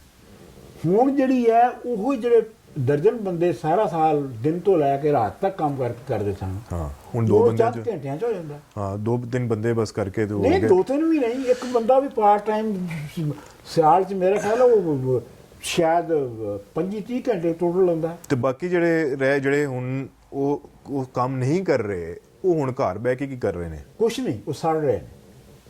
ਤੇ ਫਿਰ ਉਹ ਕਿੱਧਰ ਜਾ ਰਹੇ ਨੇ? ਕਿਆ ਔਰ ਉਸ ਇਹ ਵੋਇਡ ਨੂੰ ਬਹੁਤ ਵੱਡਾ ਇਹ ਜਿਹੜਾ ਤੁਸੀਂ ਮਸਲਾ ਚੁੱਕਿਆ ਹੈ ਬਹੁਤ ਵੱਡਾ ਹੈ। ਮੇਰਾ ਥੀਸਿਸ ਇਹ ਹੈਗਾ, ਔਰ ਮੇਰੀ ਗੱਲ ਨਹੀਂ ਮੰਨਦੇ ਇਕਨੋਮਿਸਟ, ਕਿ ਪੰਜਾਬ ਵਿੱਚ ਖਾਸ ਤੌਰ ਤੇ ਜਿੱਥੇ ਟੈਕਨੋਲੋਜੀ ਆ ਗਈ ਹੈ, ਜਿੱਥੇ ਵੀ ਟੈਕਨੋਲੋਜੀ ਆ ਗਈ ਹੈ, ਉੱਥੇ ਜਿਹੜੀ 40-50% ਪਾਪੂਲੇਸ਼ਨ ਹੈ ਉਹ ਰਿਡੰਡੈਂਟ ਹੋ ਚੁੱਕੀ ਹੈ। ਉਹਦਾ ਕੋਈ ਕੰਮ ਨਹੀਂ ਹੈਗਾ। ਮੈਂ ਆਪਣੇ ਘਰ 'ਚ ਵੇਖਣਾ ਹੈ ਕਿ ਜਿਹੜੇ ਮੇਰੇ ਭਰਾ, ਮੇਰੀ ਭਰਜਾਈ, ਮੇਰੀਆਂ ਭੈਣਾਂ ਵਗੈਰਾ ਜਿਹੜੇ ਨੇ, ਉਹਨਾਂ ਦਾ ਹੁਣ ਉਹ ਰੋਲ ਨਹੀਂ ਰਿਹਾ। ਤੇ ਫਿਰ ਉਸ ਵੋਇਡ ਨੂੰ ਕਿਆ ਰਿਲੀਜੀਓਸਿਟੀ ਫੁੱਲ ਕਰਦੀ ਹੈ? ਮੈਂ ਕਿਉਂਕਿ ਉਹਨੂੰ ਕਿਸੇ ਨੇ ਸ਼ਾਇਦ ਨਾਲ ਭਰਨਾ ਪਏਗਾ। ਮੈਂ ਇਹ ਸਮਝਣਾ ਹੈ ਕਿ ਜਿਹੜੀ ਟੈਕਨੋਲੋਜੀ ਦੀ ਆਇਆ ਨਾ ਰੈਵੋਲੂਸ਼ਨ, ਹੁਣ ਆਮ ਬੰਦੇ ਤੱਕ ਜਦੋਂ ਪਹੁੰਚਿਆ ਹੈ, ਔਰ ਉਹਦੇ ਨਾਲ ਜਿਹੜੀ ਤਬਦੀਲੀ ਆਈ ਹੈ, ਟਰਾਂਸਫਰਮੇਸ਼ਨ ਹੋਈ ਹੈ, ਉਹਦੇ ਨਾਲ ਇਹ ਹੋਇਆ ਹੈ ਕਿ ਜਿਹੜਾ ਆਮ ਬੰਦਾ ਹੈ ਉਹ ਹੁਣ ਹੋਰ ਤਰ੍ਹਾਂ ਦਾ ਹੋ ਗਿਆ। ਮਤਲਬ ਕੀ ਗੱਲ ਕੀ ਸੀ ਪਹਿਲਾਂ? ਤੁਸੀਂ ਕੀ ਸਵਾਲ ਪੁੱਛਿਆ ਸੀ? ਫਿਰ ਪੁੱਛੋ। ਮੈਂ ਕਿ ਜਿਹੜੇ ਲੋਕ ਕੰਮ ਕਰਦੇ ਸਨ, ਪੂਰੀ ਜਿਹੜੀ ਸੁਸਾਇਟੀ ਹੈ, ਜਿਹੜੀ ਉੱਥੇ ਰਹਿਤਲ ਹੈ, ਸਰ ਜਿੰਨੇ ਲੋਕ ਰਹਿ ਰਹੇ ਨੇ ਪਿੰਡ 'ਚ, ਉਹ ਸਾਰੇ ਇਨਵੋਲਵ ਨੇ ਕੰਮ ਵਿੱਚ। ਹੁਣ ਟੈਕਨੋਲੋਜੀ ਆ ਗਈ, ਉਹਦੀ ਵਜ੍ਹਾ ਨਾਲ ਜਿਹੜੀ ਲੇਬਰ ਫੋਰਸ ਹੈ ਉਹ ਘੱਟ ਹੋ ਗਈ ਹੈ, ਤੇ ਜਿਹੜੀ ਲੇਬਰ ਫੋਰਸ ਰਹਿ ਗਈ ਹੈ ਉਹ ਹੁਣ ਜਿਹੜੀ ਰਿਡੰਡੈਂਟ ਜਿਹੜੀ ਹੋ ਗਈ ਜਾਂ ਉਹ ਸ਼ਹਿਰਾਂ ਨੂੰ ਚਲੇ ਗਏ ਨੇ, ਜਾਂ ਉਹ ਸ਼ਹਿਰਾਂ ਵੱਲ ਮਾਈਗ੍ਰੇਟ ਕਰ ਗਏ ਨੇ। ਕਿਉਂਕਿ ਪੰਜਾਬ ਵਿੱਚ ਹੁਣ ਜਿਹੜੀ ਪਿੰਡਾਂ ਦੀ ਪਾਪੂਲੇਸ਼ਨ ਹੈ ਪੰਜਾਬ 'ਚ, ਤਾਂ ਤੁਸੀਂ ਹੈਰਾਨ ਹੋਵੋਗੇ, ਸਿਰਫ 37% ਹੈ। ਹਾਂ ਠੀਕ ਹੈ। 63% ਜਿਹੜੀ ਜਿਸ ਜ਼ਮਾਨੇ ਦੀ ਮੈਂ ਗੱਲ ਕਰ ਰਿਹਾ, ਜਦੋਂ ਮੈਂ ਉੱਥੇ ਜੰਮਿਆ ਸਾਂ, ਉਦੋਂ 90 ਤੋਂ 95% ਜਿਹੜੀ ਪਾਪੂਲੇਸ਼ਨ ਸੀ ਉਹ ਪਿੰਡਾਂ 'ਚ ਰਹਿੰਦੀ ਸੀ। ਹੁਣ ਸਿਰਫ 37% ਰਹਿੰਦੀ ਹੈ। ਉਹਦੀ ਵਜ੍ਹਾ ਇਹ ਹੈ ਕਿ ਉਹ ਰਿਡੰਡੈਂਟ ਹੋ ਗਏ ਨੇ, ਤੇ ਫਿਰ ਉਹ ਸ਼ਹਿਰਾਂ ਨੂੰ ਚਲੇ ਗਏ ਕਿ ਉੱਥੇ ਜਾ ਕੇ ਕੋਈ ਕੰਮ ਕਰਨ। ਲੇਕਿਨ ਅਗਰ ਜਿਹੜੇ ਨਹੀਂ ਜਾ ਰਹੇ, ਕਿਆ ਉਹਦਾ ਰਿਲੀਜਨ ਨੇ ਆ ਕੇ ਉਸ ਨੂੰ ਵੋਇਡ ਨੂੰ ਫਿਲ ਕੀਤਾ? ਉਹਦੇ ਵਿੱਚ ਦੋ ਗੱਲਾਂ ਹੋਈਆਂ ਨੇ ਮੇਰੇ ਖਿਆਲ 'ਚ। ਉਹਦੇ ਵਿੱਚ ਜਿਹੜੀ ਰਿਲੀਜਨ ਨੇ ਪੈਦਾ ਹੋਇਆ, ਜਿਹੜਾ ਮੈਂ ਐਂਡ ਦੇ ਉੱਤੇ ਲਿਖਿਆ, ਤੁਸੀਂ ਉਹ ਜਿਹੜਾ ਮੈਂ ਮੰਦਰ ਨਗਾਰੀ ਕੀਤੀ ਹੈ ਆਖਰ ਤੇ, ਕਿ ਮੈਂ ਆਪਣੇ ਭਤੀਜੇ ਦੇ ਘਰ ਬੈਠਾ ਤੇ ਉਹਦਾ ਜਿਹੜਾ ਮੁੰਡਾ ਹੈ ਉਹ ਕਿਸੇ ਮਦਰਸੇ 'ਚ ਪੜ੍ਹਦਾ ਹੈ, ਔਰ ਉਹ ਖਤਮ ਦਰੂਦ ਵਾਲੇ ਚੌਲ ਗੋਸ਼ਤ ਨਹੀਂ ਖਾਣਾ ਚਾਹੁੰਦਾ, ਔਰ ਮੈਂ ਬਾਹਰ ਉਸ ਘਰ 'ਚੋਂ ਨਿਕਲਣਾ ਹੈ, ਤੇ ਕੁੜੀ ਜਿਹੜੀ ਉਹ ਸਾਈਕਲ ਚਲਾ ਰਹੀ ਹੈ, ਜਿਹੜੀ ਮੈਂ ਕਦੀ ਪਿੰਡ 'ਚ ਤਸੱਵਰ ਹੀ ਨਹੀਂ ਸੀ ਕਰ ਸਕਦਾ, ਔਰ ਮੇਰੇ ਕਹਿਣ ਤੇ ਲੋਕ ਕਹਿ ਰਹੇ ਨੇ ਜੀ ਆਮ ਕੁੜੀਆਂ ਚਲਾਉਂਦੀਆਂ ਨੇ ਹੁਣ ਤਾਂ ਸਾਈਕਲ। ਤੇ ਮੇਰਾ ਕਹਿਣ ਦਾ ਮਤਲਬ ਹੈ, ਇੱਕ ਤੇ ਉਹ ਮੁੰਡਾ ਵੀ ਪੈਦਾ ਹੋਇਆ ਹੈ, ਰਿਲੀਜੀਅਸਿਟੀ। ਹੁਣ ਇਹ ਲੱਗਦਾ ਤੁਹਾਨੂੰ ਜ਼ਿਆਦਾ ਰਿਲੀਜਨ ਇਸ ਵਾਸਤੇ ਕਿ ਜਿਹੜੇ ਰਿਲੀਜ਼ ਹੋ ਗਏ ਨੇ ਲੋਕ, ਉਹਨਾਂ ਦੀ ਚੂੰਕਿ ਰਿਆਸਤ ਦੇ ਉੱਤੇ ਕਬਜ਼ਾ ਸੀ, ਇਸ ਲਈ ਉਹ ਖੁੱਲ੍ਹ ਕੇ ਸਾਹਮਣੇ ਆਉਂਦੇ ਨੇ, ਠੀਕ ਹੈ, ਕਿਉਂਕਿ ਉਹ ਕਾਬਲੇ ਕਬੂਲ ਨੇ। ਲੇਕਿਨ ਜਿਹੜੇ ਨਿਜ਼ਾਮ ਦੇ ਖਿਲਾਫ, ਜਿਹੜੇ ਉਸ ਨੂੰ ਤੋੜ ਰਹੀਆਂ ਨੇ ਜਿਹੜੀਆਂ ਤਾਕਤਾਂ ਪੁਰਾਣੇ ਨਿਜ਼ਾਮ ਨੂੰ ਔਰ ਪੁਰਾਣੀ ਟ੍ਰੈਡੀਸ਼ਨਸ ਨੂੰ, ਉਹ ਇਸ ਵਾਸਤੇ ਤੁਹਾਨੂੰ ਨਜ਼ਰ ਨਹੀਂ ਆਉਂਦੀਆਂ ਕਿ ਉਹ ਖੁੱਲ੍ਹ ਕੇ ਕਹਿ ਨਹੀਂ ਸਕਦੇ। ਮਿਸਾਲ ਤੌਰ 'ਤੇ ਮੈਂ ਮਿਸਾਲ ਤੁਹਾਨੂੰ ਇਹਦੇ 'ਚ ਦਿੱਤੀ ਹੈ ਕਿਤਾਬ 'ਚ, ਕਿ ਮੈਨੂੰ ਇਹ ਬੜੇ ਅਥੈਂਟਿਕ ਸੋਰਸ ਨਾਲ ਪਤਾ ਹੈ ਕਿ ਸਾਡੇ ਪਿੰਡ ਵਿੱਚ ਹੁਣ ਸ਼ਰਾਬ ਪੀਣ ਵਾਲਿਆਂ ਦੀ ਤਾਦਾਦ ਬਹੁਤ ਹੈ, ਔਰ ਮੇਰੇ ਸੁਣਨ ਦੇ ਮੁਤਾਬਕ ਇਹ ਹੈ ਕੁਝ ਔਰਤਾਂ ਵੀ ਸ਼ਾਮਲ ਨੇ ਜਿਹਦਾ ਕੁਝ ਸਬਰ ਹੀ ਨਹੀਂ ਸੀ ਹੈਗਾ। ਪਹਿਲੇ ਪੁਰਾਣੇ ਪਿੰਡਾਂ ਦੇ ਵਿੱਚ ਕੋਈ ਇੱਕ ਅੱਧਾ ਬੰਦਾ ਸ਼ਰਾਬ ਪੀਂਦਾ ਸੀ, ਇੱਕ ਅੱਧਾ ਬੰਦਾ ਅਫੀਮ ਖਾਂਦਾ ਸੀ, ਇਸ ਤਰ੍ਹਾਂ ਉਹ ਨੋਨ ਹੁੰਦੇ ਸਨ। ਅੱਛਾ, ਇੱਕ ਹੋਰ ਬੜਾ ਇੰਟਰਸਟਿੰਗ ਫੈਕਟ ਹੈ ਤੁਸੀਂ ਸ਼ੇਅਰ ਕੀਤਾ ਹੈ, ਉਹ ਹੈ ਕਿ, ਔਰ ਮੈਂ ਇਸ ਲੌਜੀਕਲੀ ਸਮਝ ਵੀ ਆਉਂਦੀ ਹੈ ਕਿ ਚੂੰਕਿ ਪੂਰਾ ਪਿੰਡ ਕੰਮ ਕਰ ਰਿਹਾ ਨਾ ਖੇਤਾਂ ਜਾ ਕੇ, ਜਾਂ ਇਨਵੋਲਵ ਹੈ ਕਿਸੇ ਨਾ ਕਿਸੇ ਐਕਟੀਵਿਟੀ 'ਚ, ਸੋ ਇੱਕ ਲੇਬਰ ਫੋਰਸ ਦਾ ਹਿੱਸਾ ਹੈ। ਉਹਦੇ 'ਚ ਇਹ ਹੈ ਕਿ ਉਹ ਪਰਦਾ ਕਰਨਾ ਜਿਹੜਾ ਨਾ ਉਹ ਅਫੋਰਡ ਨਹੀਂ ਕਰ ਸਕਦੇ। ਬਿਲਕੁਲ। ਲੇਕਿਨ ਉਸ ਤੋਂ ਬਾਵਜੂਦ ਤੁਸੀਂ ਇਹਦੇ 'ਚ ਕਿਹਾ ਕਿ ਜੀ ਇੱਕ ਤੁਹਾਡੇ ਕੋਈ ਕ੍ਰਿਸਚਨ ਦੋਸਤ ਸੀ ਜਾਂ ਬੇਲੀ ਸੀ ਜਾਂ ਪਿੰਡ ਦਾ ਕੋਈ ਇੱਕ ਰਹਿਣ ਵਾਲਾ ਸੀ ਜਿਹੜਾ ਆਪਣੀ ਬੁੱਢੀ ਕੋਲੋਂ ਪਰਦਾ ਕਰਾਉਂਦਾ ਸੀ। ਹਾਂ, ਮੈਂ ਇਹਦੇ 'ਚ ਕਿਹਾ ਕਿ ਜਿਹੜਾ ਪਰਦਾ ਹੈ ਇਹਦਾ ਤਾਲੁਕ ਪੇਸ਼ੇ ਨਾਲ ਸੀ, ਇਹਦਾ ਤਾਲੁਕ ਮਜ਼ਹਬ ਨਾਲ ਨਹੀਂ ਹੈਗਾ। ਔਰ ਮੈਂ ਇਹ ਕਿਹਾ ਕਿ ਮਸਲਨ ਪਿੰਡਾਂ ਦੇ ਵਿੱਚ ਜਿਹੜੇ ਲੋਕ ਵਾਹੀ ਬੀਜੀ ਨਹੀਂ ਸੀ ਕਰਦੇ ਆਪੂ, ਜਾਂ ਕੰਮੀ ਨਹੀਂ ਸਨ, ਠੀਕ, ਉਹ ਲੋਕੀ ਜਿਹੜੇ ਦੁਕਾਨਦਾਰ ਸਨ ਜਾਂ ਸਕੂਲ ਮਾਸਟਰ ਸਨ ਜਾਂ ਗਵਰਨਮੈਂਟ ਦੇ ਮੁਲਾਜ਼ਮ ਕਰਦੇ ਸਨ, ਪਟਵਾਰੀ ਜਾਂ ਦੂਸਰੇ, ਇਹ ਆਪਣੇ ਘਰਾਂ 'ਚ ਪੁਲਿਸ ਵਾਲੇ ਇਹ ਆਪਣੇ ਘਰਾਂ 'ਚ ਪਰਦਾ ਕਰਵਾਉਂਦੇ ਸਨ। ਠੀਕ, ਤੇ ਉਹ ਚੂੰਕਿ ਜਿਹੜਾ ਪਰਦਾ ਹੈ ਸਟੇਟਸ ਸਿੰਬਲ ਸਟੇਟਸ ਕੋ ਸਿੰਬਲ ਬਣ ਗਿਆ, ਸਟੇਟਸ ਦਾ ਸਿੰਬਲ ਬਣ ਗਿਆ। ਔਰ ਇਹ ਜਿਹੜਾ ਮੇਰਾ ਕਿਸੇ ਕੋਈ ਕਮੀ ਥੋੜੀ ਹੈਗੇ ਆ ਕਿ ਹੁਣ ਸਾਡੀ ਬੁੱਢੀਆਂ ਜਿਹੜੀਆਂ ਨੇ ਬਾਹਰ ਜਾ ਕੇ ਕੰਮ ਕਰਨ ਚ ਬਿਲਕੁਲ ਬਿਲਕੁਲ। ਤੇ ਇਹ ਜਿਹੜਾ ਮੈਂ ਜਿਹਦੀ ਮਿਸਾਲ ਦਿੱਤੀ ਹੈ ਆਪਣਾ, ਇਹ ਮੇਰਾ ਪਹਿਲੀ ਤੋਂ ਲੈ ਕੇ 10ਵੀਂ ਤੱਕ ਕਲਾਸ ਫੈਲੋ ਰਿਹਾ ਹੈ। ਇਹ ਉਸ ਤੋਂ ਬਾਅਦ ਇਹਨੇ ਡਿਸਪੈਂਸਰੀ ਕਰ ਲਈ, ਇਹਦਾ ਪੇਸ਼ਾ ਜਿਹੜਾ ਉਹ ਡਿਸਪੈਂਸਰੀ ਹੋ ਗਿਆ। ਠੀਕ ਹੈ, ਤੇ ਉਹਨੇ ਆਪਣੀ ਬੁੱਢੀ ਨੂੰ ਪਰਦਾ ਕਰਵਾਉਣਾ ਸ਼ੁਰੂ ਕਰ ਦਿੱਤਾ। ਸੋ ਮੈਂ ਇਹ ਇੱਕ ਅੱਖੀ ਦੇਖਿਆ ਜਿਹੜੀ ਐਵੀਡੈਂਸ ਹੈ ਉਹ ਦੱਸ ਰਿਹਾ ਇਹਦੇ 'ਚ ਕਿ ਪਰਦਾ ਜਿਹੜਾ ਹੈ ਇਹ ਪੇਸ਼ੇ ਨਾਲ ਜੁੜਿਆ ਹੋਇਆ ਸੀ, ਇਹਦਾ ਤਾਲੁਕ ਰਿਲੀਜਨ ਨਾਲ ਨਹੀਂ ਸੀ ਹੈਗਾ। This is very interesting. ਅੱਛਾ, ਫਿਰ ਜਿਹੜੀ ਟਰਾਂਸਫੋਰਮੇਸ਼ਨ ਹੈ ਅਗੇਨ ਜਿਸ ਤਰ੍ਹਾਂ ਮੁਲਕ ਚੱਲਦਾ ਰਿਹਾ, ਜੋ ਮੂਵਮੈਂਟਸ ਆ ਰਹੀਆਂ ਨੇ, ਜੋ ਚੀਜ਼ਾਂ ਡਿਵੈਲਪ ਹੋ ਰਹੀਆਂ ਨੇ, ਉਸ ਤਰ੍ਹਾਂ ਹੀ ਤੁਸੀਂ ਉਹਦਾ ਹਿੱਸਾ ਰਹੇ ਹੋ। ਸੋ ਤੁਸੀਂ ਇਹਦੇ 'ਚ ਕਾਰਲ ਮਾਰਕਸ ਦੀ ਥਿਊਰੀਜ਼ ਦਾ ਜਿਹੜੀ ਪੈਦਾਵਾਰੀ ਜਿਹੜਾ ਢੰਗ ਹੈਗਾ ਉਹਦੀ ਵੀ ਗੱਲ ਕੀਤੀ, ਔਰ ਫਿਰ ਐਰਿਕ ਫਰੋਮ ਦਾ ਵੀ ਤੁਸੀਂ ਉਹ ਕਿਹਾ ਕਿ ਜੀ ਸਨਅਤੀ ਜਿਹੜਾ ਇਨਕਲਾਬ ਆ ਰਿਹਾ ਉਸ ਦੇ ਨਾਲ ਉਹ ਜਿਹੜਾ ਉਹ ਕਿਸ ਤਰ੍ਹਾਂ ਇੰਪੈਕਟ ਕਰ ਰਿਹਾ ਪਿੰਡ ਨੂੰ। ਦੇਖੋ ਜੀ, ਉਹਦੇ ਵਿੱਚ ਜਿਹੜਾ ਮਾਰਕਸ ਦਾ ਜਿਹੜਾ ਸਾਡੇ ਪੈਦਾਵਾਰੀ ਢੰਗ ਦੇ ਬਾਰੇ ਸੀ, ਉਹ ਇਹ ਸੀਗਾ ਕਿ ਇਹਨੂੰ ਉਹ ਕਹਿੰਦਾ ਸੀ ਕਿ ਇਹ ਏਸ਼ੀਆਟਿਕ ਮੋਡ ਆਫ ਪ੍ਰੋਡਕਸ਼ਨ ਹੈ, ਜਿਹਦੇ 'ਚ ਪਿੰਡ ਜਿਹੜੇ ਨੇ ਉਹ ਰਿਪੀਟ ਹੁੰਦੇ ਜਾਂਦੇ ਨੇ, ਯਾਨੀ ਉਹੀ ਬੰਦੇ ਜਾ ਕੇ ਦੂਸਰੀ ਜਗ੍ਹਾ 'ਤੇ ਵਸ ਜਾਂਦੇ ਨੇ, ਉਸ ਤਰ੍ਹਾਂ ਦੇ ਉਹ ਪਿੰਡ ਬਣਾ ਲੈਂਦੇ ਨੇ, ਔਰ ਉਸ ਪਿੰਡ ਦਾ ਕੋਈ ਤਲਬ ਨਹੀਂ ਹੁੰਦਾ। ਗੱਲ ਤਾਂ ਠੀਕ ਹੈ ਬਾਹਰ, ਹਾਂ ਠੀਕ, ਉਹ ਸੈਲਫ ਸਫੀਸ਼ੀਐਂਟ ਪਿੰਡ ਨੇ, ਉਹਨਾਂ ਦਾ ਨਾਮ ਮੰਡੀ ਨਾਲ ਕੋਈ ਤਾਲੁਕ ਹੈ, ਇਸ ਵਾਸਤੇ ਉਹਨਾਂ ਦੇ ਵਿਚਾਰ ਵੀ ਅੱਗੇ ਨਹੀਂ ਵੱਧਦੇ, ਇਸ ਵਾਸਤੇ ਉਹਨਾਂ ਦੀ ਜ਼ਿੰਦਗੀ ਵੀ ਬਿਹਤਰ ਨਹੀਂ ਹੁੰਦੀ। ਠੀਕ, ਲੇਕਿਨ ਮੈਂ ਇਹਦੇ 'ਚ ਐਰਿਕ ਫਰੋਮ ਦੀ ਜਿਹੜੀ ਹੈ ਥਿਊਰੀ ਉਹ ਇਸ ਵਾਸਤੇ ਲਿਆਇਆ ਕਿ ਐਰਿਕ ਫਰੋਮ ਨੇ ਇਸ ਗੱਲ ਨੂੰ ਡਿਸਕਸ ਕੀਤਾ ਹੈ, ਉਹਨੇ ਬਹਿਸ ਕੀਤੀ ਹੈ ਇਸ ਗੱਲ ਤੇ ਕਿ ਜਰਮਨੀ ਵਿੱਚ ਵੀ ਇੰਜ ਸੀ। ਅੱਛਾ, ਹਾਂ, ਉਹਦਾ ਥੀਸਿਸ ਇਹ ਹੈ, ਔਰ ਉਹਦਾ ਥੀਸਿਸ ਇਹ ਹੈਗਾ ਕਿ ਜਦੋਂ ਸਨਅਤੀ ਇਨਕਲਾਬ ਆਇਆ ਤੇ ਉਹ ਜਿਹੜੇ ਸੈਲਫ ਸਫੀਸ਼ੀਐਂਟ ਪਿੰਡ ਸਨ ਉਹ ਜਦੋਂ ਮੁੱਕੇ ਤੇ ਜਿਹੜਾ ਬੰਦਾ ਆਪਣਾ ਪੇਸ਼ਾ ਚੁਣ ਨਹੀਂ ਸੀ ਸਕਦਾ ਪਹਿਲੇ ਤੇ ਨਾ ਜਿਹੜਾ ਲੋਹਾਰ ਦਾ ਪੁੱਤਰ ਹੈ ਲੋਹਾਰ ਬਣੇਗਾ, ਮੋਚੀ ਦਾ ਪੁੱਤਰ ਮੋਚੀ ਬਣੇਗਾ, ਜਿਹੜਾ ਵਾਹੀਵਾਨ ਹੈ ਉਹ ਵਾਹੀਵਾਨ ਬਣੇਗਾ। ਠੀਕ, ਜਿਹੜਾ ਇਨਕਲਾਬ ਹੈ ਉਸ ਤੋਂ ਬਾਅਦ ਕੋਈ ਬੰਦਾ ਕੁਛ ਵੀ ਬਣ ਸਕਦਾ, ਜ਼ਰੂਰੀ ਨਹੀਂ ਕਿ ਮੋਚੀ ਦਾ ਪੁੱਤਰ ਮੋਚੀ ਹੋਵੇ, ਉਹ ਥਾਣੇਦਾਰ ਵੀ ਹੋ ਸਕਦਾ, ਉਹ ਪਟਵਾਰੀ ਵੀ ਹੋ ਸਕਦਾ, ਉਹ ਕੁਛ ਵੀ ਹੋ ਸਕਦਾ। ਠੀਕ, ਉਹ ਮੈਨੇਜਰ ਵੀ ਹੋ ਸਕਦਾ ਹੈ, ਉਹ ਕੁਛ ਨਾ ਕੁਛ ਜੋ ਮਰਜ਼ੀ ਉਹਦੀ ਬਣ ਜਾਵੇ। ਇਹਦੇ ਨਾਲ ਉਹ ਕਹਿੰਦਾ ਹੈ ਕਿ ਇਹਦੇ ਨਾਲ ਜਿਹੜਾ ਅਸਰ ਪਿਆ ਉਹ ਇਹ ਪਿਆ ਕਿ ਜਿਹੜੀ ਬੇਵਸਾਈ ਸੀ ਪਹਿਲੇ ਸਮਾਜ ਇਹ ਸੀ ਕਿ ਤੁਸੀਂ ਰੋਲ ਤੇ ਨਹੀਂ ਬਦਲ ਸਕਦੇ ਆਪਣਾ, ਲੇਕਿਨ ਤੁਹਾਨੂੰ ਜਿਹੜਾ ਸਮਾਜ ਹੈ ਉਹ ਸੈਲਫ ਸਫੀਸ਼ੀਐਂਟ ਸਮਾਜ ਉਹ ਤੁਹਾਨੂੰ ਪਾਲਦਾ ਹੈ। ਠੀਕ ਹੈ, ਤੁਹਾਡੀ ਟੇਕ ਕੇਅਰ ਕਰਦਾ ਹੈ। ਇਹ ਹਾਂ ਠੀਕ ਹੈ, ਬਿਲਕੁਲ ਠੀਕ ਹੈ। ਠੀਕ, ਇਹ ਹੁਣ ਜਿਹੜਾ ਨਵਾਂ ਸਮਾਜ ਆਇਆ ਇਹਦੇ 'ਚ ਤੁਸੀਂ ਕੋਈ ਵੀ ਰੋਲ ਲੈ ਸਕਦੇ ਹੋ, ਲੇਕਿਨ ਤੁਸੀਂ ਭੁੱਖੇ ਵੀ ਮਰ ਸਕਦੇ ਹੋ ਕਿਉਂਕਿ ਤੁਸੀਂ ਆਪਣੇ ਆਪ ਤੇ ਹੈਗੇ ਹੋ। ਹੁਣ ਸਮਾਜ ਦੀ ਜ਼ਿੰਮੇਵਾਰੀ ਇਹ ਨਹੀਂ ਰਹੇਗੀ ਕਿ ਬਈ ਕਿ ਇਹਨੂੰ ਪਾਲਣਾ ਹੈ ਜਾਂ ਇਹਨੂੰ ਦਾਣੇ ਭੇਜ ਦਿਓ ਜਾਂ ਇਹਨੂੰ ਰੱਖਣਾ। ਹੁਣ ਨਹੀਂ ਰਹੇਗੀ, ਹੁਣ ਇਹ ਹੈ ਕਿ ਤੁਸੀਂ ਆਪਣੇ ਆਪ ਤੇ ਹੋ, ਤੁਸੀਂ ਭੁੱਖੇ ਵੀ ਮਰ ਸਕਦੇ ਹੋ, ਤੁਸੀਂ ਅਮੀਰ ਵੀ ਹੋ ਸਕਦੇ ਹੋ। ਤੇ ਇਸ ਵਾਸਤੇ ਜਿਹੜੀ ਬੇਵਸਾਈ ਹੈ ਅਨਸਰਟੇਨਟੀ ਜਿਹੜੀ ਹੈ ਉਹ ਪ੍ਰੈਵਲੈਂਟ ਹੋ ਗਈ ਹੈ, ਉਹ ਛਾ ਗਈ ਹੈ।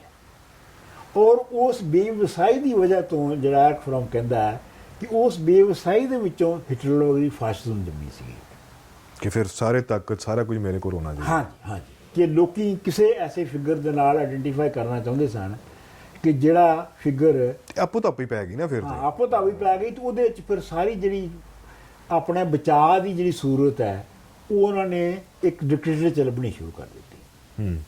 ਤੇ ਉਹਨੇ ਕਿਹਾ ਕਿ ਫਾਸ਼ਿਜ਼ਮ ਜਿਹੜੀ ਜੰਮੀ ਆ ਉਹ ਇਸ ਵਜ੍ਹਾ ਤੋਂ ਜੰਮੀ ਆ, ਤੇ ਸਾਡੇ ਹਾਂ ਜਿਹੜੀ ਰਿਲੀਜੀਅਸ ਐਕਸਟ੍ਰੀਮਿਜ਼ਮ ਹੈ ਉਹ ਜੰਮੀ ਹੈ ਇਸ ਵਜ੍ਹਾ ਤੋਂ। ਮੈਂ ਇਹਦੇ ਵਿੱਚ ਕਿਤਾਬ 'ਚ ਜਿਹੜੀ ਰੀਸੈਂਟ ਬਹੁਤ ਪਿਛਲੇ 20 ਸਾਲਾਂ ਦੀ ਹਿਸਟਰੀ ਹੈ ਉਹ 'ਚ ਮੈਂ ਥਰ ਦੀ ਮਿਸਾਲ ਦਿੱਤੀ ਹੈ ਕਿ ਥਰ ਦੇ ਵਿੱਚ ਸਾਡੇ ਦੋਸਤਾਂ ਦੇ ਦੱਸਣ ਦੇ ਮੁਤਾਬਕ ਜਿੱਥੇ ਪੱਕੀਆਂ ਸੜਕਾਂ ਅੱਛੀਆਂ ਬਿਹਤਰ ਹੋ ਗਈਆਂ ਨੇ ਜਾਂ ਬਣ ਗਈਆਂ ਨੇ, ਉਹਨਾਂ ਦੇ ਨਾਲ ਮੌਲਵੀਆਂ ਦੇ ਮਦਰਸੇ ਬਣ ਗਏ ਨੇ।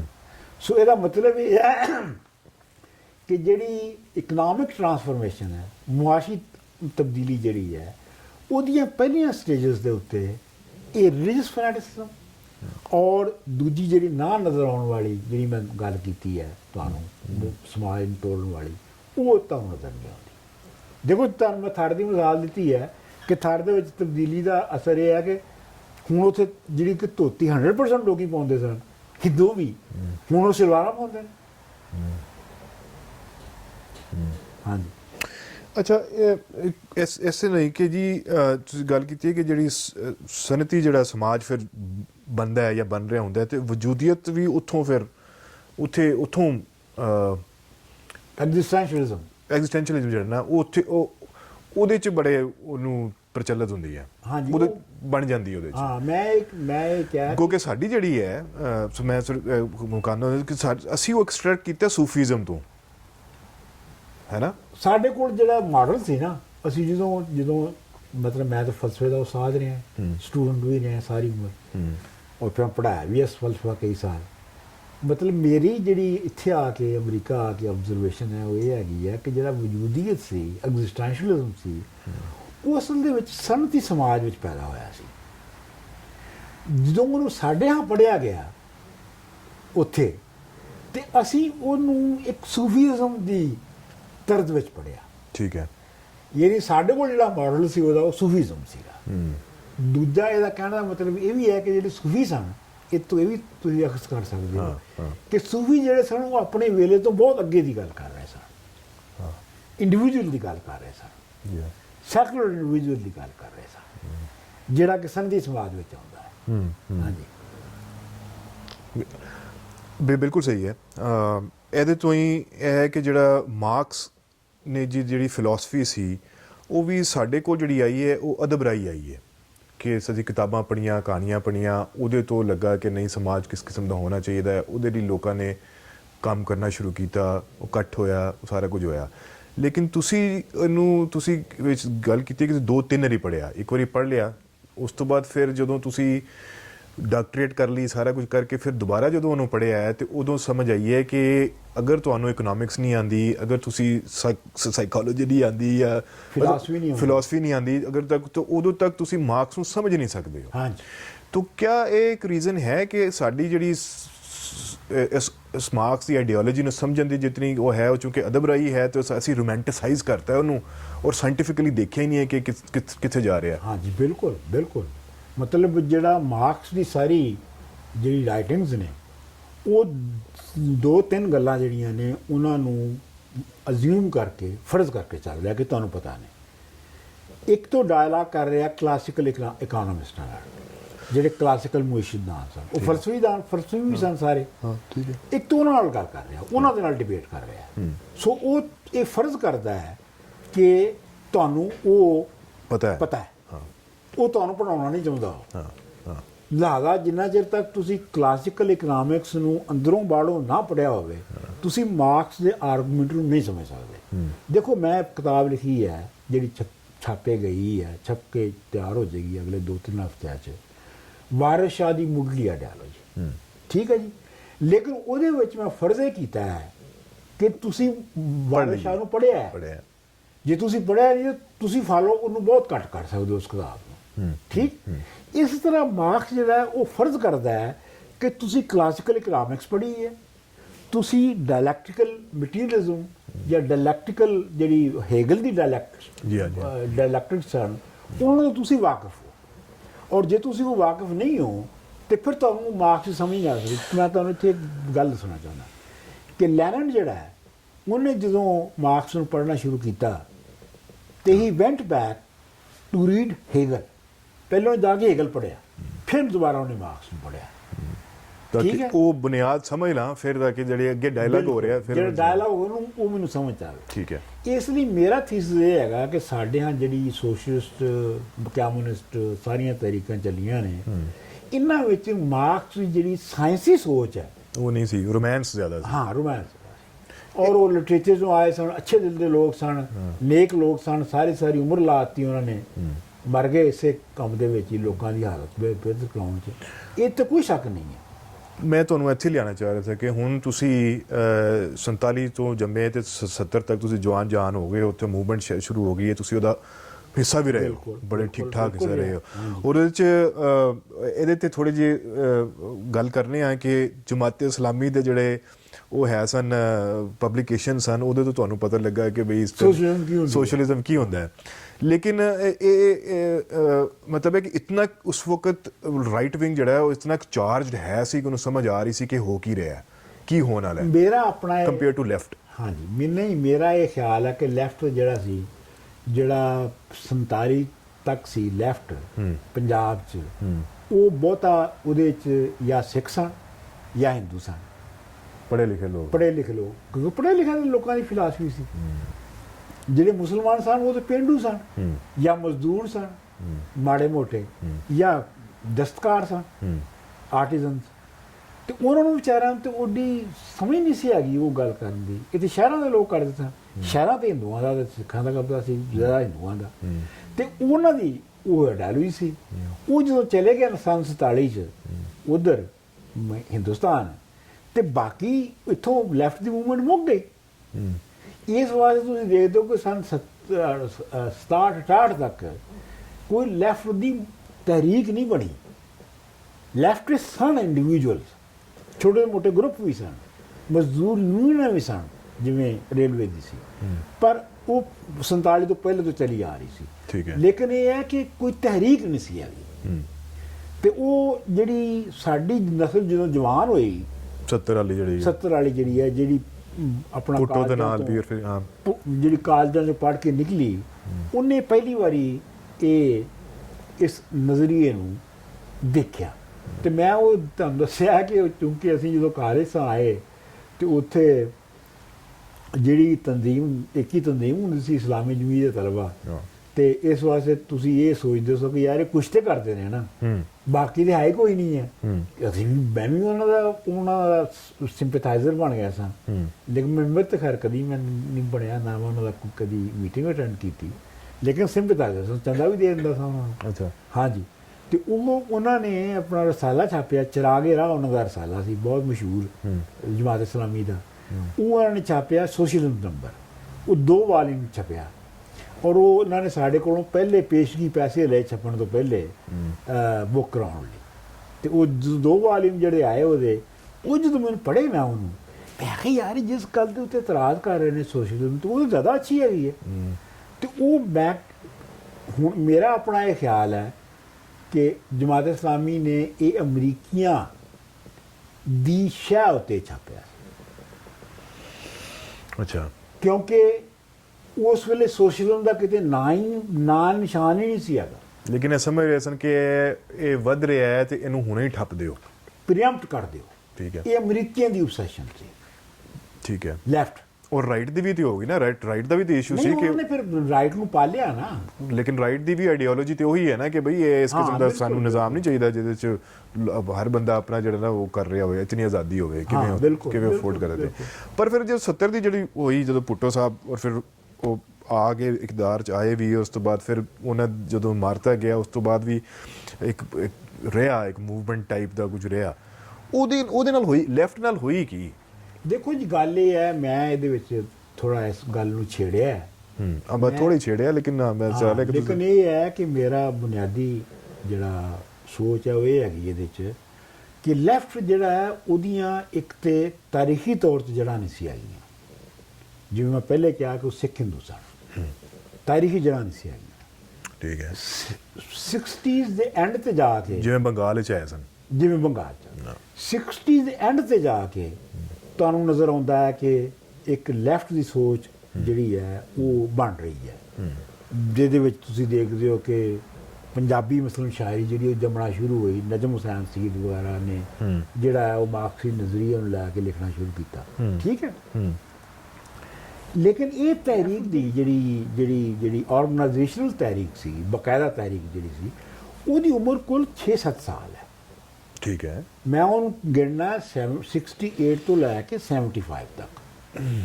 ਠੀਕ ਹੈ। ਕਿਉਂਕਿ 75 ਵਿੱਚ ਜਿਹੜੀਆਂ ਮੇਜਰ ਪਾਰਟੀਆਂ ਸਨ ਲੈਫਟ ਦੀਆਂ ਪੰਜਾਬ ਵਿੱਚ ਕਮ ਸੇ ਕਮ, ਉਹ ਕੋਲੈਪਸ ਕਰਨਾ ਸ਼ੁਰੂ ਹੋ ਚੁੱਕੀਆਂ ਸਨ। ਕਿਉਂ ਜੜ੍ਹਾਂ ਨਹੀਂ ਫੜੀਆਂ ਉਹਨੇ ਜੜ੍ਹਾਂ ਇਸ ਲਈ ਫੜੀਆਂ ਕਿ ਉਹ ਮੇਰਾ ਇਹ ਹੈ ਕਿ ਚੂੰਕਿ ਅਦਬ ਚੋਂ ਆਏ ਸਨ ਲੋਕੀ, ਉਹ ਜਿਹੜੀ ਗੱਲ ਹੋ ਰਹੀ ਸੀ ਸਾਡੀ, ਜਿਹੜੀ ਗੱਲ ਹੋ ਰਹੀ ਸੀ, ਰੋਮਾਂਟਿਸਾਈਜ਼ ਕੀਤਾ ਜ਼ਿਆਦਾ, ਰੋਮਾਂਟਿਸਾਈਜ਼ ਕੀਤਾ, ਉਹ ਜਦੋਂ ਹਾਲਾਤ ਬਦਲੇ ਉੱਥੇ ਜਿਹੜੀਆਂ ਸਮਾਜਦਾਰੀ ਦੀਆਂ ਜਿਹੜੀਆਂ ਇਨੀਸ਼ੀਅਲ ਸਟੇਜਸ ਆਉਣੀਆਂ ਸ਼ੁਰੂ ਹੋਈਆਂ ਤੇ ਉਹ ਉਹਨਾਂ ਨੂੰ ਰੀਡ ਨਹੀਂ ਕਰ ਸਕੇ ਔਰ ਉਹਨੂੰ ਐਡਜਸਟ ਨਹੀਂ ਕਰ ਸਕੇ ਆਪਣੇ ਆਪ ਨੂੰ ਹਾਲਾਤ ਦੇ ਨਾਲ। ਉਹ ਉਸੇ ਪੁਰਾਣੇ ਮੌਜੂਦ ਤੋਂ ਦੇ ਤੇ ਬਾਕੀਆਂ ਥੀਸਿਸ ਲੱਗੇ ਰਹੇ, ਮਜ਼ਦੂਰਾਂ ਤੇ ਕਿਸਾਨਾਂ ਦੇ। ਉਹਨਾਂ ਨੇ ਇਹ ਨਹੀਂ ਵੇਖਿਆ ਕਿ ਇਹ ਦੁਨੀਆ ਬਦਲ ਰਹੀ ਹੈ।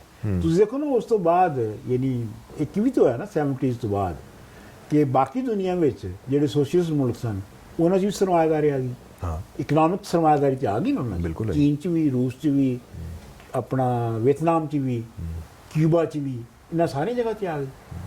ਤੇ ਜਿਹੜੀ ਚੀਜ਼ ਕਮਿਊਨਿਸਟ ਸੋਸਾਇਟੀਆਂ ਦੇ ਵਿੱਚ ਰੀਡ ਕੀਤੀ ਜਾ ਰਹੀ ਸੀ ਕਿ ਜਿੰਨਾ ਚਿਰ ਤਾਂ ਅਸੀਂ ਇਹਨਾਂ ਇਕਨੋਮਿਕ ਇੰਸਟੀਟਿਊਸ਼ਨ ਸਰਮਾਇਆਦਾਰੀ ਦੇ ਨਹੀਂ ਬਣਾਵਾਂਗੇ, ਅਸੀਂ ਤਰੱਕੀ ਨਹੀਂ ਕਰ ਸਕਦੇ ਔਰ ਅਸੀਂ ਸੋਸ਼ਲ ਸਟੇਜ ਦੇ ਵਿੱਚ ਦਾਖਲ ਨਹੀਂ ਹੋ ਸਕਦੇ। ਉਹ ਪੰਜਾਬ ਦੇ ਜਾਂ ਪਾਕਿਸਤਾਨ ਦੇ ਜਿਹੜੇ ਲੈਫਟ ਸੀ ਉਹਨਾਂ ਨੇ ਰੀਡ ਕੀਤੀ। ਲੇਕਿਨ ਉਹ ਫਿਰ ਜਦੋਂ ਟੁੱਟ ਗਿਆ, ਜਦੋਂ ਵੱਖੇ ਵੱਖ ਹੋ ਗਏ, ਉਸ ਤੋਂ ਬਾਅਦ ਉਹਨਾਂ ਨੇ ਆਪਣੀ ਖੁਸ਼ਹਾਲੀ ਲਈ ਬੜਾ ਕੁਝ ਕਰ ਲਿਆ ਫਿਰ, ਉਹ ਬਸ ਉਹ ਜ਼ਾਤੀ ਉਹਦੇ ਲਈ ਨਹੀਂ। ਕਿਉਂਕਿ ਇਹਦੇ 'ਚ ਇਹ ਤੁਸੀਂ ਜਿਹੜੀ ਮੈਨੂੰ ਹੁਣ ਇੱਕ ਛੋਟਾ ਜਿਹਾ ਵਾਕਿਆ ਯਾਦ ਆ ਰਿਹਾ ਹੈ ਕਿ ਉਹ ਇੱਕਦਮ ਫਿਸਲ ਗਿਆ, ਚਲੋ ਖੈਰ। ਅੱਛਾ, ਹੁਣ ਇੱਕ ਹੋਰ ਮੈਂ ਇੱਕ ਛੋਟਾ ਜਿਹਾ ਪੜ੍ਹ ਲੈਣਾ। ਤੁਸੀਂ ਲਿਖਿਆ ਜੀ ਕਿ ਤਾਰੀਖ ਨੂੰ ਵੇਖਦੇ ਆ ਇਹ ਕਿਹਾ ਜਾ ਸਕਦਾ ਹੈ ਜੋ ਅੱਗੇ ਪਿੱਛੇ ਦੇ ਥੋੜ੍ਹੇ ਬਹੁਤ ਫਰਕ ਨਾਲ ਦੋਵੇਂ ਪੰਜਾਬ ਇੱਕੋ ਜਿਹੇ ਹੀ ਰਹਿੰਦੇ ਹਨ। ਇਹ ਬੜੀ ਮਜ਼ੇਦਾਰ ਥਿਊਰੀ ਹੈ ਕਿਉਂਕਿ ਮੁਲਕ ਤੁਸੀਂ ਵੰਡਦਾ, ਇਸ ਤੋਂ ਬਾਵਜੂਦ ਦੋਹਾਂ ਪਾਸੇ 60 ਦੀ ਦਿਹਾਈ ਵਿੱਚ ਹਰਾ ਇਨਕਲਾਬ ਆਇਆ ਤੇ 70 ਦੇ ਲਾਗੇ ਚੜ੍ਹਦੇ ਪੰਜਾਬ ਵਿੱਚ ਨਕਸਲਬਾੜੀ ਲਹਿਰ ਉੱਠੀ ਤੇ ਲਹਿੰਦੇ ਪੰਜਾਬ ਵਿੱਚ ਜ਼ੁਲਫਕਾਰ ਅਲੀ ਭੁੱਟੋ ਦੀ ਪੀਪਲਸ ਪਾਰਟੀ ਜਿੱਤੀ। 80 ਤੇ 90 ਦੀ ਦਹਾਈਆਂ ਵਿੱਚ ਚੜ੍ਹਦੇ ਪੰਜਾਬ ਵਿੱਚ ਮੁੱਢਪ੍ਰਸਤ ਖਾਲਿਸਤਾਨੀਆਂ ਦੀ ਮਾਰਾਮਾਰੀ ਹੋਈ ਤੇ ਲਹਿੰਦੇ ਪੰਜਾਬ ਵਿੱਚ ਜ਼ਿਆਉਲ ਹਕ ਤੇ ਉਸ ਤੋਂ ਮਗਰੋਂ ਤਿਕਰ ਇਸਲਾਮੀ ਸ਼ਿਕੰਜਾ ਜਿਹੜਾ ਉਹ ਕੱਸਿਆ ਗਿਆ, ਜਿਸ ਵਿੱਚ ਫਿਰਕਾਂ ਤੇ ਜਿਹਾਦੀ ਮਾਰ ਧਾੜ ਕਰਨ ਲੱਗ ਪਏ। ਇਹ ਬੜੀ ਮਜ਼ੇਦਾਰ, ਅੱਛਾ ਨਹੀਂ ਬਲਕਿ ਕਿ ਚੜ੍ਹਦੇ ਪੰਜਾਬ 'ਚ ਬਹੁਤਾ ਵੇਲਾ ਅਕਾਲੀ ਦਲ ਹੁਕੂਮਤ ਕਰਦੀ ਰਹੀ ਜਿਹੜੀ ਪਾਕਿਸਤਾਨ ਮੁਸਲਿਮ ਲੀਗ ਵਰਗੀ ਹੈ। ਹੁਣ ਭਾਵੇਂ ਹੁਕੂਮਤ ਕਾਂਗਰਸ ਦੀ ਪਾਰਟੀ ਦੀ ਹੋਏ ਪਰ ਉਸਨੇ ਵੀ 2018 ਵਿੱਚ ਵੀ ਮਜ਼ਹਬੀ ਮੁੱਢਪ੍ਰਸਤੀ ਦਾ ਪੱਲਾ ਫੜ ਕੇ ਤੋਹੀਨੇ ਮਜ਼ਹਬ ਦਾ ਪਾਕਿਸਤਾਨ ਵਰਗਾ ਕਾਨੂੰਨ ਮਨਜ਼ੂਰ ਕਰ ਦਿੱਤਾ। ਹਾਂਜੀ, ਮੈਂ ਇਹ ਜਿਹੜਾ ਨਾ ਲੋਕੀ ਮਤਲਬ ਚੂੰਕਿ ਤਾਰੀਖ ਨੂੰ ਪੜ੍ਹਦੇ ਨਹੀਂ ਹੈ, ਜਿਹੜੀ ਅਲਮੀ ਹੈ ਉਹ ਇਹ ਹੈਗਾ ਕਿ ਲੋਕੀ ਤਾਰੀਖ ਨੂੰ ਪੜ੍ਹਦੇ ਨਹੀਂ ਹੈ ਔਰ ਉਹ ਇਹ ਨਹੀਂ ਦੇਖਦੇ ਕਿ ਤਾਰੀਖੀ ਤੌਰ ਦੇ ਉੱਤੇ ਜਿਹੜੀਆਂ ਕੌਮਾਂ ਨੇ ਉਹ ਕਿਵੇਂ ਜਿਹੜੀ ਉਹਨਾਂ ਦੀ ਲੰਮੀ ਇਕੱਠੀ ਤਾਰੀਖ ਹੁੰਦੀ ਹੈ, ਸਾਂਝੀ ਜਿਹੜੀ ਤਾਰੀਖ ਹੁੰਦੀ ਹੈ, ਜਿਹਦੇ ਵਿੱਚ ਉਹਨਾਂ ਦੀ ਰਵਾਇਤਾਂ, ਉਹਨਾਂ ਦੇ ਤਰੀਕੇ, ਉਹਨਾਂ ਦੀ ਜ਼ੁਬਾਨ, ਉਹਨਾਂ ਦੀ ਜਗਰਾਫੀਆ ਇੱਕ ਹੁੰਦਾ ਹੈ।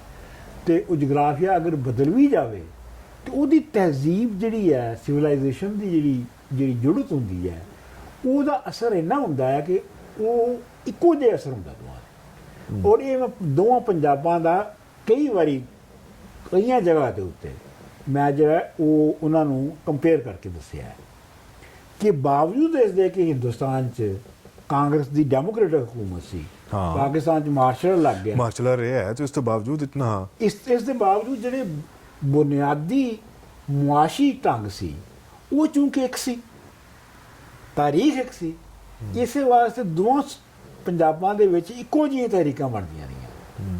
ਯਾਨੀ ਉੱਥੇ 60s ਦੇ ਵਿੱਚ ਗ੍ਰੀਨ ਰੈਵੋਲੂਸ਼ਨ ਆਇਆ ਐਗਰੀਕਲਚਰ 'ਚ, ਪਾਕਿਸਤਾਨ ਦੇ ਪੰਜਾਬ 'ਚ ਵੀ ਆਇਆ। ਫਿਰ ਮੈਂ ਕਿਹਾ ਜਿਵੇਂ ਤੁਸੀਂ ਪੜ੍ਹਿਆ ਕਿ ਆਪਣਾ ਲੇਕਿਨ ਇਹ ਬੜੀ ਮਤਲਬ ਹੈਰਾਨੀ ਵਾਲੀ ਗੱਲ ਹੈ ਨਾ ਕਿ ਕਿਆ ਉਸ ਇੱਕ ਸਮਾਜੀ ਤਬਦੀਲੀਆਂ ਇੱਕੋ ਜਿਹੀਆਂ ਹੋ ਰਹੀਆਂ ਨੇ ਦੋਨੋਂ ਪਾਸੇ, ਇਸ ਲਈ ਭਾਵੇਂ ਨਿਜ਼ਾਮ ਉੱਤੇ ਜੋ ਮਰਜ਼ੀ ਹੋਏ।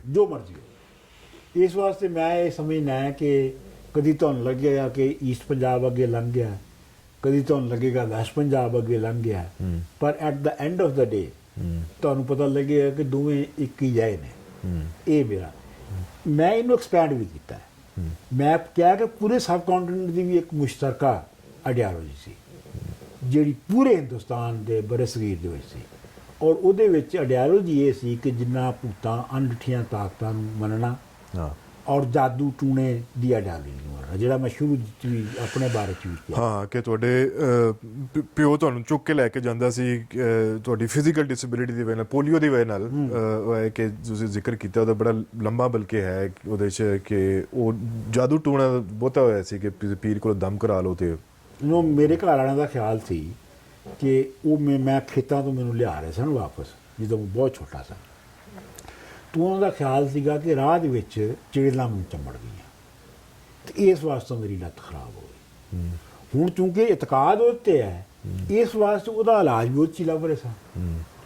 ਉਹਨਾਂ ਨੂੰ ਮਸਲ ਡਾਕਟਰ ਨੇ ਕਿਹਾ, ਜਦੋਂ ਉਹਨਾਂ ਨੇ ਮੈਨੂੰ ਇੱਕ ਮੇਰਾ ਭਣੋਈਆ ਡਾਕਟਰ ਕੋਲ ਲੈ ਕੇ ਗਿਆ ਉਦੋਂ ਨਿੱਕਿਆਂ ਹੁੰਦਿਆਂ, ਤੇ ਉਹ ਡਾਕਟਰ ਨੇ ਕਿਹਾ ਕਿ ਜੀ ਇਹਦੀ ਤੁਸੀਂ ਲੱਤ ਨੂੰ ਐਕਸਰਸਾਈਜ਼ ਕਰਵਾਓ। ਉਹਨੂੰ ਪਤਾ ਸੀ ਕਿ ਪੋਲੀਓ ਹੈ, ਠੀਕ, ਤੇ ਇਹਦਾ ਇਲਾਜ ਕੋਈ ਨਹੀਂ ਹੈਗਾ। ਲੇਕਿਨ ਮੇਰੇ ਘਰ ਵਾਲਿਆਂ ਨੇ ਉਹਦੀ ਨਹੀਂ ਸੁਣੀ। ਮੇਰੇ ਘਰ ਵਾਲੇ ਜਿਹੜੇ ਸਨ ਉਹਨਾਂ ਦਾ ਇਹੋ ਹੀ ਖਿਆਲ ਸੀ ਕਿ ਇਹਦਾ ਕੋਈ ਮੁਜ਼ੇ ਨਾਲ ਇਹਦੀ ਲੱਤ ਠੀਕ ਹੋ ਜਾਏਗੀ, ਕਿਉਂਕਿ ਜਿਹੜੀ ਉਹ ਸੁਸਾਇਟੀ ਹੈ, ਉਹ ਜਿਹੜੀ ਉਹਦੀ ਜਿਹੜੀ ਵਿਚਾਰਧਾਰਾ ਸੀ, ਜਿਹੜੀ ਆਈਡੀਓਲੋਜੀ ਸੀ, ਉਹਦੇ ਵਿੱਚ ਇਹੋ ਸੀ ਕਿ ਹਰ ਕੰਮ ਦਾ ਜਿਹੜਾ ਇਲਾਜ ਆ ਜਾਦੂ ਟੂਣੇ ਮੁਜ਼ੇ ਨਾਲ ਹੁੰਦਾ ਹੈ। ਔਰ ਐਸੀਆਂ ਤਾਕਤਾਂ, ਐਸੀਆਂ ਸ਼ਕਤੀਆਂ ਹੁੰਦੀਆਂ ਨੇ ਸਪਿਰਚੁਅਲ ਲੋਕਾਂ ਕੋਲ ਕਿ ਉਹ ਇਹ ਸਾਰਾ ਕੁਝ ਕਰ ਸਕਦੀਆਂ ਨੇ। ਹੁਣ ਦੇਖੋ ਨਾ, ਮੈਂ ਕਿਹਾ ਕਿ ਹੁਣ ਜਦੋਂ ਨਵੀਂ ਟੈਕਨੋਲੋਜੀ ਆ ਗਈ ਹੈ, ਮੈਂ ਇਹਦੀ ਦੂਜੀ ਮਿਸਾਲ ਦਿੱਤੀ ਹੈ, ਤਾਂ ਹੁਣ ਜੇ ਕਿਸੇ ਨੂੰ ਪੋਲੀਓ ਹੁੰਦਾ ਤੇ ਉਹਨੂੰ ਇਹ ਨਹੀਂ ਕਹਿੰਦੇ ਚਿੜੜਾਂ ਚੰਬੜ ਗਈਆਂ ਨੇ। ਹਾਂ, ਜਾਂ ਕਿਸੇ ਨੂੰ ਬਲੱਡ ਪ੍ਰੈਸ਼ਰ ਹੁੰਦਾ ਤਾਂ ਜਾ ਕੇ ਚੈੱਕ ਕਰਵਾ ਲੈਂਦਾ ਪਿੰਡ 'ਚ। ਡਾਇਬਟੀਜ਼ ਹੁੰਦੀ ਹੈ ਤਾਂ ਚੈੱਕ ਕਰਵਾ ਲੈਂਦੇ ਨੇ। ਇੰਨਾ ਤਾਂ ਹੋ ਗਿਆ ਹੈ ਨਾ। ਹੁਣ ਡਾਕਟਰ ਕੋਲ ਜਾਂਦੇ ਨੇ ਇਲਾਜ ਕਰਾਉਣ, ਹੁਣ ਜਿਨ੍ਹਾਂ ਕੋਲ ਤਾਂ ਨਹੀਂ ਜਾਂਦੇ ਨਾ। ਇਹਦੀ ਇਕਨੋਮਿਕ ਰੀਜ਼ਨਸ ਵੀ ਹੋਣਗੇ ਨਾ ਵੈਸੇ, ਹੁਣ ਨਹੀਂ, ਇਕਨੋਮਿਕ ਰੀਜ਼ਨਸ ਵੀ ਨੇ, ਲੇਕਿਨ ਜਿਹੜੀ ਟਰਾਂਸਫਰਮੇਸ਼ਨ ਹੈ ਸੋਸਾਇਟੀ ਦੀ ਹੈ, ਸੋਸਾਇਟੀ ਦੀ ਹੈ, ਬਿਜਲੀ ਆ ਗਈ ਹੈ, ਸੜਕਾਂ ਆ ਗਈਆਂ ਨੇ, ਫੋਨ ਆ ਗਏ ਨੇ, ਇਹ ਸਾਰਾ ਕੁਝ ਜਿਹੜੀ ਐਕਸੈਸ ਹੋ ਗਈ ਹੈ, ਉਹ ਐਕਸੈਸ ਹੋ ਗਈ ਹੈ। ਹਾਂ। ਅੱਛਾ, ਇੱਕ ਬੜੇ ਮਜ਼ੇਦਾਰ, ਅੱਛਾ ਤੁਹਾਡੀ ਇਤਨੀ ਜ਼ਿਆਦਾ ਲੋਕਾਂ ਨਾਲ ਮੁਲਾਕਾਤ, ਵੱਡੇ ਲੋਕਾਂ ਨਾਲ, ਲਿਖਾਰੀਆਂ ਨਾਲ ਵੀ, ਦੁੱਗਲ ਜਿਹੜਾ ਹੈ ਕਰਤਾਰ ਸਿੰਘ ਦੁੱਗਲ, ਉਹਨਾਂ ਦੇ ਨਾਲ ਵੀ, ਔਰ ਮੈਨੂੰ ਬੜੀ ਹੈਰਤ ਹੋਈ, ਉਹਨਾਂ ਦੀ ਬੁੱਢੀ ਜਿਹੜੀ ਉਹ ਮੁਸਲਮਾਨ ਸੀ। ਹਾਂਜੀ, ਆਇਸ਼ਾ ਸਿੱਦੀਕੀ, ਆਇਸ਼ਾ ਜਾਫਰੀ ਵਿਚ ਵੈਰੀ ਇੰਟਰਸਟਿੰਗ ਕਿ 47 ਤੋਂ ਬਾਅਦ ਉਹ ਫਿਰ ਬਣ ਗਏ ਸਨ ਆਲ ਇੰਡੀਆ ਰੇਡੀਓ ਦੇ। ਲੇਕਿਨ ਇੱਕ ਸੈਨੇਟਰ ਵੀ ਰਹੇ, ਉਹ ਉੱਪਰ ਸਭਾ ਦੇ ਮੈਂਬਰ ਵੀ ਰਹੇ। ਜੀ ਜੀ। ਫਿਰ ਤੁਸੀਂ ਟਰੈਵਲ ਬੜਾ ਕੀਤਾ ਹੈ ਇਸ ਆਪਣੀ ਡਿਸੇਬਿਲਿਟੀ ਦੇ ਬਾਵਜੂਦ, ਔਰ ਫਿਰ ਇੱਥੇ ਆ ਕੇ ਜੋ ਇੱਥੇ ਦੀ ਮਿਹਨਤ ਹੈ ਕਿ ਉਹ ਪਹਾੜ ਚੜ੍ਹਨਾ ਹੈ, ਉੱਤੇ ਜਾ ਕੇ ਆਪਣੀ ਕਲਾਸ ਲੈਣੀ ਹੈ, ਫਿਰ ਵਾਪਸ ਆਉਣਾ ਹੈ, ਫਿਰ ਸਫ਼ਰ ਕਰਨਾ ਹੈ, ਸਾਰਾ। ਤਾਂ ਉਹ ਜਿਹੜੀ ਸਟਰਗਲ ਹੈ ਇਕਨੋਮਿਕ ਐਂਡ ਅਦਰਵਾਈਜ਼, ਉਹ ਤੇ ਹੈ ਹੀ ਫਿਜ਼ੀਕਲ ਦੇ ਇਲਾਵਾ। ਬੇਨਜ਼ੀਰ ਭੁੱਟੋ ਤੋਂ ਲੈ ਕੇ ਤੇ ਤੁਸੀਂ ਹਿੰਦੁਸਤਾਨ ਜਾ ਕੇ ਵੀ ਲੋਕਾਂ ਨੂੰ ਮਿਲਦੇ ਰਹੇ ਹੋ। ਇੱਕ ਜਿਹੜਾ ਮਜ਼ੇਦਾਰ ਵਾਕਿਆ ਉਹਦੇ 'ਚ ਉਹ ਹੈ ਜੋ 47 ਤੋਂ ਹੀ ਬਟਵਾਰੇ ਦੇ ਹਵਾਲੇ ਦੇ ਨਾਲ ਹੀ ਉਹ ਹੈ ਕਿ ਜੀ ਉਹ ਸਿੱਖ ਤੁਹਾਨੂੰ ਮਿਲਿਆ ਔਰ ਉਹਨੇ ਕਿਹਾ ਜੀ ਕਿ ਮੈਂ ਪਾਕਿਸਤਾਨ ਸਿਰਫ ਇਹ ਵੇਖਣ ਗਿਆ ਸੀ ਮੁਸਲਿਮ ਕਾਰੋਬਾਰ ਕਿਵੇਂ ਕਰਦੇ। ਹਾਂਜੀ ਹਾਂਜੀ, ਉਹ ਬਹੁਤ ਮੇਰੇ ਲਈ ਵੀ ਬੜੀ ਜਿਹੜੀ ਨਾ ਰਿਵੀਲਿੰਗ ਸੀਗੀ, ਕਿ ਉਹ ਮੈਂ ਆਪਣਾ ਮੁਹਾਲੀ ਚੰਡੀਗੜ੍ਹ ਦੇ ਦਾ ਹਿੱਸਾ ਜਿਹੜਾ ਉੱਥੇ ਸਾਂ, ਤੇ ਉਹ ਫਲਸਫੇ ਦਾ ਪ੍ਰੋਫੈਸਰ ਸੀ ਬੁੱਢਾ, ਤੇ ਉਹ ਕਹਿਣ ਲੱਗਾ ਮੈਨੂੰ ਕਹਿਣ ਲੱਗਾ, ਉਹ ਆਪਣਾ ਕਰਨੈਲ ਸਿੰਘ, ਡਾਕਟਰ ਕਰਨੈਲ ਸਿੰਘ ਥਿੰਦ ਦੇ ਘਰ ਮੈਂ ਰਹਿ ਰਿਹਾ ਸਾਂ, ਤੇ ਉੱਥੇ ਆਇਆ ਤੇ ਉਹਨੇ ਆ ਕਿਹਾ, ਭਾਈਆ ਮੈਂ ਕਮਾਲੀਏ ਦਾ ਜਾਂਗਲੀ ਹਾਂ। ਉਹਨੇ ਜਾਂਗਲੀਆਂ ਵਾਲੀ ਬੋਲੀ 'ਚ ਮੇਰੇ ਨਾਲ ਗੱਲ ਕੀਤੀ। ਤੇ ਮੈਂ ਤੇ ਗਵਰਨਮੈਂਟ ਕਾਲਜ ਲਾਹੌਰ ਤੋਂ MA ਕਰ ਲਿਆ ਸੀ ਪਾਰਟੀਸ਼ਨ ਤੋਂ ਪਹਿਲੇ। ਇਸ ਲਈ ਜਦੋਂ ਪਾਕਿਸਤਾਨ ਗਿਆ ਤੇ ਮੈਨੂੰ ਇਹ ਦੇਖਣ ਦਾ ਸ਼ੌਕ ਨਹੀਂ ਸੀ ਕਿ ਚਿੜੀਆ ਘਰ ਤੇ ਅਜਾਇਬ ਘਰ ਤੇ ਇਹ ਕਿਸ ਤਰ੍ਹਾਂ, ਮੈਂ ਉੱਥੇ ਜੰਪਲ ਸਾਰੀ ਹੋਈ ਜੰਪਲ ਉਹ ਸੀ, ਮਿਹਨਤ ਦੇਖੇ ਸਨ ਸਾਰੇ। ਮੈਂ ਤੇ ਇਹ ਵੇਖਣਾ ਚਾਹੁੰਦਾ ਸਾਂ ਕਿ ਮੁਸਲੇ ਕਾਰੋਬਾਰ ਕਿਵੇਂ ਕਰਦੇ ਨੇ, ਕਿਉਂਕਿ ਮੈਂ ਕਦੀ ਮੁਸਲਮਾਨਾਂ ਨੂੰ ਕਾਰੋਬਾਰ ਕਰਦੇ ਨਹੀਂ ਸੀ। ਇਹ ਰਿਕਨੈਕਟ ਕਰ ਰਹੀ ਹੈ ਉਹੀ ਗੱਲ ਕਿ ਫਿਲਾਸਫੀ ਜਿਹੜੀ ਹੈ ਉਹ ਅਰਬਨ ਉਹਦੇ 'ਚ, ਜਿਹਦੇ 'ਚ ਹਿੰਦੂ ਔਰ ਸਿੱਖ ਮੈਜੋਰਿਟੀ 'ਚ ਹੈ ਸਨ ਔਰ ਮੁਸਲਮਾਨ ਨਹੀਂ ਸਨ, ਤੇ ਉਹ ਮੁਸਲਮਾਨ ਜਾਂ ਮਜ਼ਦੂਰ ਸੀ ਜਾਂ ਪਿੰਡਾਂ ਦਾ ਕੰਮ ਕਰਦੇ ਸਨ।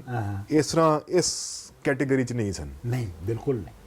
ਤੁਸੀਂ ਦੇਖ ਲਓ ਆਪਣਾ ਇਹ ਜਿੰਨੇ ਵੀ ਸਿੱਖ ਰਾਈਟਰ ਨੇ ਆਪਣਾ ਪੁਰਾਣੇ 947 ਤੋਂ ਪਹਿਲੇ ਦੇ, ਉਹਨਾਂ ਵਿੱਚੋਂ ਅਕਸਰੀਅਤ ਜਾਂ ਗਵਰਨਮੈਂਟ ਕਾਲਜ ਪੜ੍ਹੀ ਹੈ ਜਾਂ FC ਕਾਲਜ ਪੜ੍ਹੀ ਹੈ। ਹਾਂ, ਠੀਕ।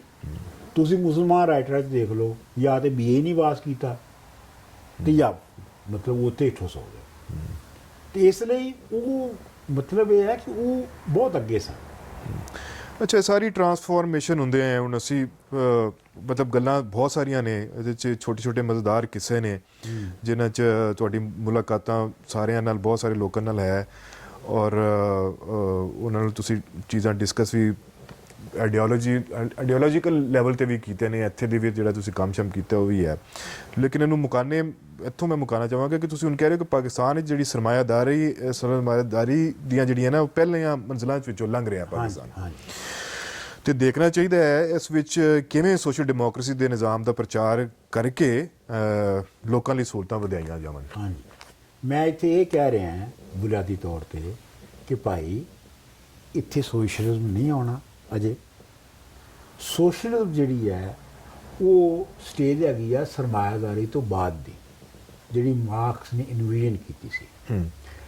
ਇਸ ਲਈ ਇਹ ਜਿਹੜੀ ਸਟੇਜ ਹੈ ਜਦੋਂ ਕਿ ਸਰਮਾਇਆਦਾਰੀ ਜਿਹੜੀ ਹੈ ਵੱਧ ਰਹੀ ਹੈ ਪਾਕਿਸਤਾਨ 'ਚ, ਤੇ ਇਹਦੇ ਵਿੱਚ ਉਸ ਤਰ੍ਹਾਂ ਦਾ ਨਿਜ਼ਾਮ ਦੀ ਗੱਲ ਕਰੋ ਜਿਵੇਂ ਦਾ ਯੂਰਪ ਵਿੱਚ ਆਇਆ ਸੋਸ਼ਲ ਡੈਮੋਕ੍ਰੇਸੀ ਦਾ, ਕਿ ਲੋਕਾਂ ਨੂੰ ਸਹੂਲਤਾਂ ਜ਼ਿਆਦਾ ਦਿੱਤੀਆਂ ਜਾਣ, ਤਾਲੀਮ ਦੀਆਂ, ਸਿਹਤ ਦੀਆਂ, ਬਾਕੀ, ਔਰ ਇਸ ਨਿਜ਼ਾਮ ਨੂੰ ਰਿਫਾਰਮ ਕੀਤਾ ਜਾਏ। ਤੁਸੀਂ ਇਹਨੂੰ ਟੋਟਲੀ ਸੋਸ਼ਲਿਸਟ ਸਿਸਟਮ ਨਹੀਂ ਬਣਾ ਸਕਦੇ, ਇਹ ਮੈਂ ਕਹਿ ਰਿਹਾ।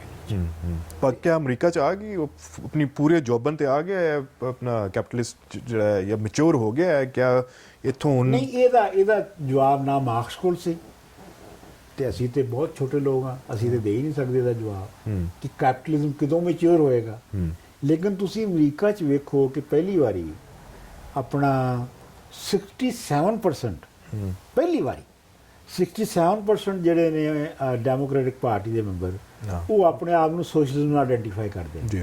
ਇੱਥੇ ਗਾਲ ਸੀਗੀ, 20 ਸਾਲ ਪਹਿਲੇ ਇੱਥੇ ਗਾਲ ਸੀਗੀ, ਕੋਈ ਨਾਂ ਨਹੀਂ ਸੀ ਲੈ ਸਕਦਾ, ਲੇਕਿਨ ਹੁਣ ਲੋਕੀ ਲੈਂਦੇ ਨੇ। 20 ਸਾਲਾਂ 'ਚ ਪੂਰੀ ਇੱਕ ਜਨਰੇਸ਼ਨ ਆ ਗਈ, ਪੂਰੀ ਜਨਰੇਸ਼ਨ ਆ ਗਈ ਹੈ, ਨਿਜ਼ਾਮ ਬਦਲ ਗਿਆ। ਅੱਛਾ, ਇਹੀ ਇੱਕ ਤੇ ਮੇਰਾ ਆਪਣਾ ਵੀ, ਮੈਂ ਜਿੰਨਾ ਥੋੜਾ ਬਹੁਤ ਪੜ੍ਹਿਆ ਉਹਦੇ ਤੋਂ ਮੈਨੂੰ ਮੇਰੀ ਅੰਡਰਸਟੈਂਡਿੰਗ ਹੋਈ ਹੈ, ਤੁਹਾਡੀ ਕਿਤਾਬ ਪੜ੍ਹ ਕੇ ਮੈਨੂੰ ਥੋੜਾ ਜਿਹਾ ਲੱਗਾ ਹੈ ਕਿ ਹਰ 20-25 ਸਾਲ ਦੇ ਬਾਅਦ ਇੱਕ ਨਵੀਂ ਨਸਲ ਜਿਹੜੀ ਨਾ ਆਪਣਾ ਥੋੜਾ ਬਹੁਤ ਕੋਈ ਨਾ ਕੋਈ ਹਿੱਸਾ ਪਾਉਂਦੀ ਹੈ ਪੋਲੀਟੀਕਲ ਜਿੰਨਾ ਵੀ ਚੱਲ ਰਿਹਾ ਹੁੰਦਾ, ਚਾਹੇ ਉਹ ਮੂਵਮੈਂਟ ਤਹਿਰੀਕ ਬਣੇ ਨਾ ਬਣੇ, ਲੇਕਿਨ ਉਹਦਾ ਹਿੱਸਾ ਜ਼ਰੂਰ ਬਣਦੇ ਨੇ। ਇਸ ਟਾਈਮ ਜਿਹੜੀ ਛੋਟੀ ਮੋਟੀਆਂ ਤਹਿਰੀਕਾਂ, ਬਲਕਿ ਮੈਂ ਤਾਂ ਇਹ ਕਹਾਂਗਾ ਕਿ ਪੂਰੀ ਦੁਨੀਆ 'ਚ ਚੱਲ, ਮਤਲਬ ਅਮਰੀਕਾ 'ਚ ਵੀ ਗਨ ਵਾਇਲੈਂਸ ਦੇ ਖਿਲਾਫ ਸਟੂਡੈਂਟਸ ਜਿਹੜੇ ਨੇ ਨਾ ਉਹ ਬਾਹਰ ਨਿਕਲੇ ਨੇ, ਉਹਨਾਂ ਨੂੰ ਕਹਿੰਦੇ। ਅੱਛਾ, JNU ਦੇ ਸਟੂਡੈਂਟਸ ਜਿਹੜੇ ਨੇ ਉਹ ਹਿੰਦੁਸਤਾਨ ਵਿੱਚ ਉਹ ਲੜ ਰਹੇ ਨੇ ਸਟੇਟ ਦੇ ਨਾਲ, ਜਿਹੜਾ ਉਹਨਾਂ ਦਾ ਉਹ ਪੰਗਾ ਪਿਆ ਹੈ। ਇਸ ਤਰ੍ਹਾਂ ਹੀ ਪਾਕਿਸਤਾਨ ਦੇ ਅੰਦਰ ਵੀ ਮਤਲਬ ਪਸ਼ਤੂਨ ਤਹਫੁਜ਼ ਮੂਵਮੈਂਟ ਦੇ ਨਾਂ ਤੇ ਇੱਕ ਮੂਵਮੈਂਟ ਚੱਲ ਰਹੀ ਹੈ। ਉਹ ਇੱਕ ਮੇਰਾ ਖਿਆਲ ਇਹ ਹੈ ਕਿ ਜਿਹੜੀ ਹੈ ਨਾ, ਜਿਹਨੂੰ ਅਸੀਂ ਕਹਿੰਦੇ ਨਾ ਅੰਗਰੇਜ਼ੀ 'ਚ ਮਸ਼ਰੂਮ ਬੈਂਕ, ਕਿ ਨਵੀਆਂ ਚੀਜ਼ਾਂ ਉੱਗ ਰਹੀਆਂ ਨੇ। ਮੇਰਾ ਖਿਆਲ ਹੈ ਜਿਹੜੀ ਮਸ਼ਰੂਮਿੰਗ ਹੈ ਉਹ ਸਾਰੀ ਦੁਨੀਆ ਵਿੱਚ ਹੋ ਰਹੀ ਹੈ ਲੈਫਟ ਦੀ, ਲੇਕਿਨ ਉਹ ਅਜੇ ਤਹਿਰੀਕ ਨਹੀਂ ਬਣੀ। ਲੇਕਿਨ ਇਹ ਗੱਲ ਪੱਕੀ ਹੈ ਕਿ ਅਸੀਂ ਪਹਿਲੇ ਹੀ ਵੇਖਿਆ ਹੈ ਹਿਸਟਰੀ 'ਚ ਕਿ ਜਦੋਂ ਮਸ਼ਰੂਮਿੰਗ ਹੁੰਦੀ ਹੈ ਤੇ ਉਹ ਅਲਟੀਮੇਟਲੀ ਇੱਕ ਵੱਡੀ ਤਹਿਰੀਕ ਬਣਦੀ ਹੈ ਉਹ। ਔਰ ਇਹੋ ਹੀ ਹਿੰਦੁਸਤਾਨ 'ਚ ਹੋਣਾ ਹੈ, ਇਹੋ ਹੀ ਅਮਰੀਕਾ 'ਚ ਹੋਣਾ, ਇਹੋ ਹੀ ਬਾਕੀ ਜਗ੍ਹਾ 'ਚ ਹੋਣਾ। ਕਿਦੋਂ ਹੋਣਾ ਹੈ ਇਹਦੇ ਬਾਰੇ 'ਚ ਕਹਿਣਾ ਬੜਾ ਮੁਸ਼ਕਲ ਹੈ। ਅੱਛਾ, ਮੈਂ ਜਦੋਂ ਕਿਤਾਬ ਕਰ ਰਿਹਾ था, मैं बड़ा ਇੰਜੋਏ ਇਸ ਲਈ ਕਰ ਰਿਹਾ था ਕਿ ਤੁਹਾਡੇ ਨਾਲ ਮੈਨੂੰ ਉੱਠਦੇ ਬਹਿੰਦੇ ਕੁਝ 14-15 ਸਾਲ ਹੋ ਗਏ ਨੇ। ਹਾਂਜੀ, ਇਹ ਤੇ ਸਾਰੀ ਮੈਨੂੰ ਪਤਾ ਸੀ ਕਿ ਕੀ ਹੋਇਆ ਹੈ, ਲੇਕਿਨ ਹੈ ਕਿ ਮੈਂ ਉਹਨੂੰ ਇਹ ਰਿਕਾਰਡ ਤੇ ਆ ਗਈ ਹੈ, ਲਿਖੀ ਗਈ ਹੈ। ਕਿਆ ਹੋਣਾ ਦਾ ਮੈਨੂੰ ਲੱਗਦਾ ਹੈ ਕਿ ਤੁਹਾਨੂੰ ਦੂਸਰਾ ਹਿੱਸਾ ਲਿਖਣਾ ਪਏਗਾ। ਕਿਆ ਕੋਈ ਪ੍ਰੋਗਰਾਮ ਹੈ ਤੁਹਾਡਾ ਅੱਗੇ ਇਹਦੇ ਤੇ? ਨਹੀਂ, ਪਹਿਲੇ ਤੇ ਮੈਂ ਇਹ ਦੱਸ ਦਿਆਂ ਕਿ ਇਹ ਅੱਜ ਦੱਸ ਦਈਏ ਆਪਣੇ ਵੇਖਣ ਵਾਲਿਆਂ ਨੂੰ ਕਿ ਇੱਕ ਤੇ ਹੈ ਕਿ ਇਹਦਾ ਜਿਹੜਾ ਉਰਦੂ ਤਰਜਮਾ ਹੈ ਉਹ ਛਪ ਰਿਹਾ ਹੈ, ਔਰ ਫਿਰ ਅੰਗਰੇਜ਼ੀ ਵੀ ਆਏਗਾ। ਹਾਂਜੀ, ਫਿਰ ਅੰਗਰੇਜ਼ੀ ਵੀ ਆਏਗਾ। ਹਾਂਜੀ, ਅੰਗਰੇਜ਼ੀ ਵੀ ਤਕਰੀਬਨ ਹੋ ਚੁੱਕਿਆ ਹੈ। ਠੀਕ ਹੈ। ਜਿਹੜਾ ਉਰਦੂ ਵਾਲਾ ਉਹ ਤਾਂ ਪ੍ਰੈਸ ਪ੍ਰਿੰਟ ਵਿੱਚ ਚਲਾ ਜਾਏਗਾ ਕੱਲ ਪਰਸੋਂ, ਤੇ ਜਿਹੜਾ ਅੰਗਰੇਜ਼ੀ ਵਾਲਾ ਹੈ ਉਹ ਟਰਾਂਸਲੇਟ ਹੋ ਗਿਆ ਹੈ। ਉਹ ਲੱਗਦਾ ਹੈ ਕਿ ਉਹਨੂੰ 2-3 ਮਹੀਨੇ ਲੱਗਣਗੇ ਉਸ ਕੰਮ ਦੇ ਉੱਤੇ, ਲੇਕਿਨ ਉਹ ਵੀ ਆ ਜਾਏਗਾ ਲੋਕਾਂ ਦੇ ਪੜ੍ਹਨ ਲਈ। ਇਹਦਾ ਦੂਜਾ ਹਿੱਸਾ ਜਦੋਂ ਮੈਨੂੰ ਸਮਝ ਆਏਗਾ ਕੀ ਦੂਜਾ ਹਿੱਸਾ ਹੈ, ਤਾਂ ਉਦੋਂ ਮੈਂ ਲਿਖ ਸਕਦਾ। ਅਜੇ ਮੈਨੂੰ ਨਹੀਂ ਸਮਝ ਆ ਗਈ ਕਿ ਦੂਜਾ ਹਿੱਸਾ ਦਾ ਕੀ ਹੋਏਗਾ। ਠੀਕ, ਚਲੋ, ਥੈਂਕ ਯੂ ਸਰ।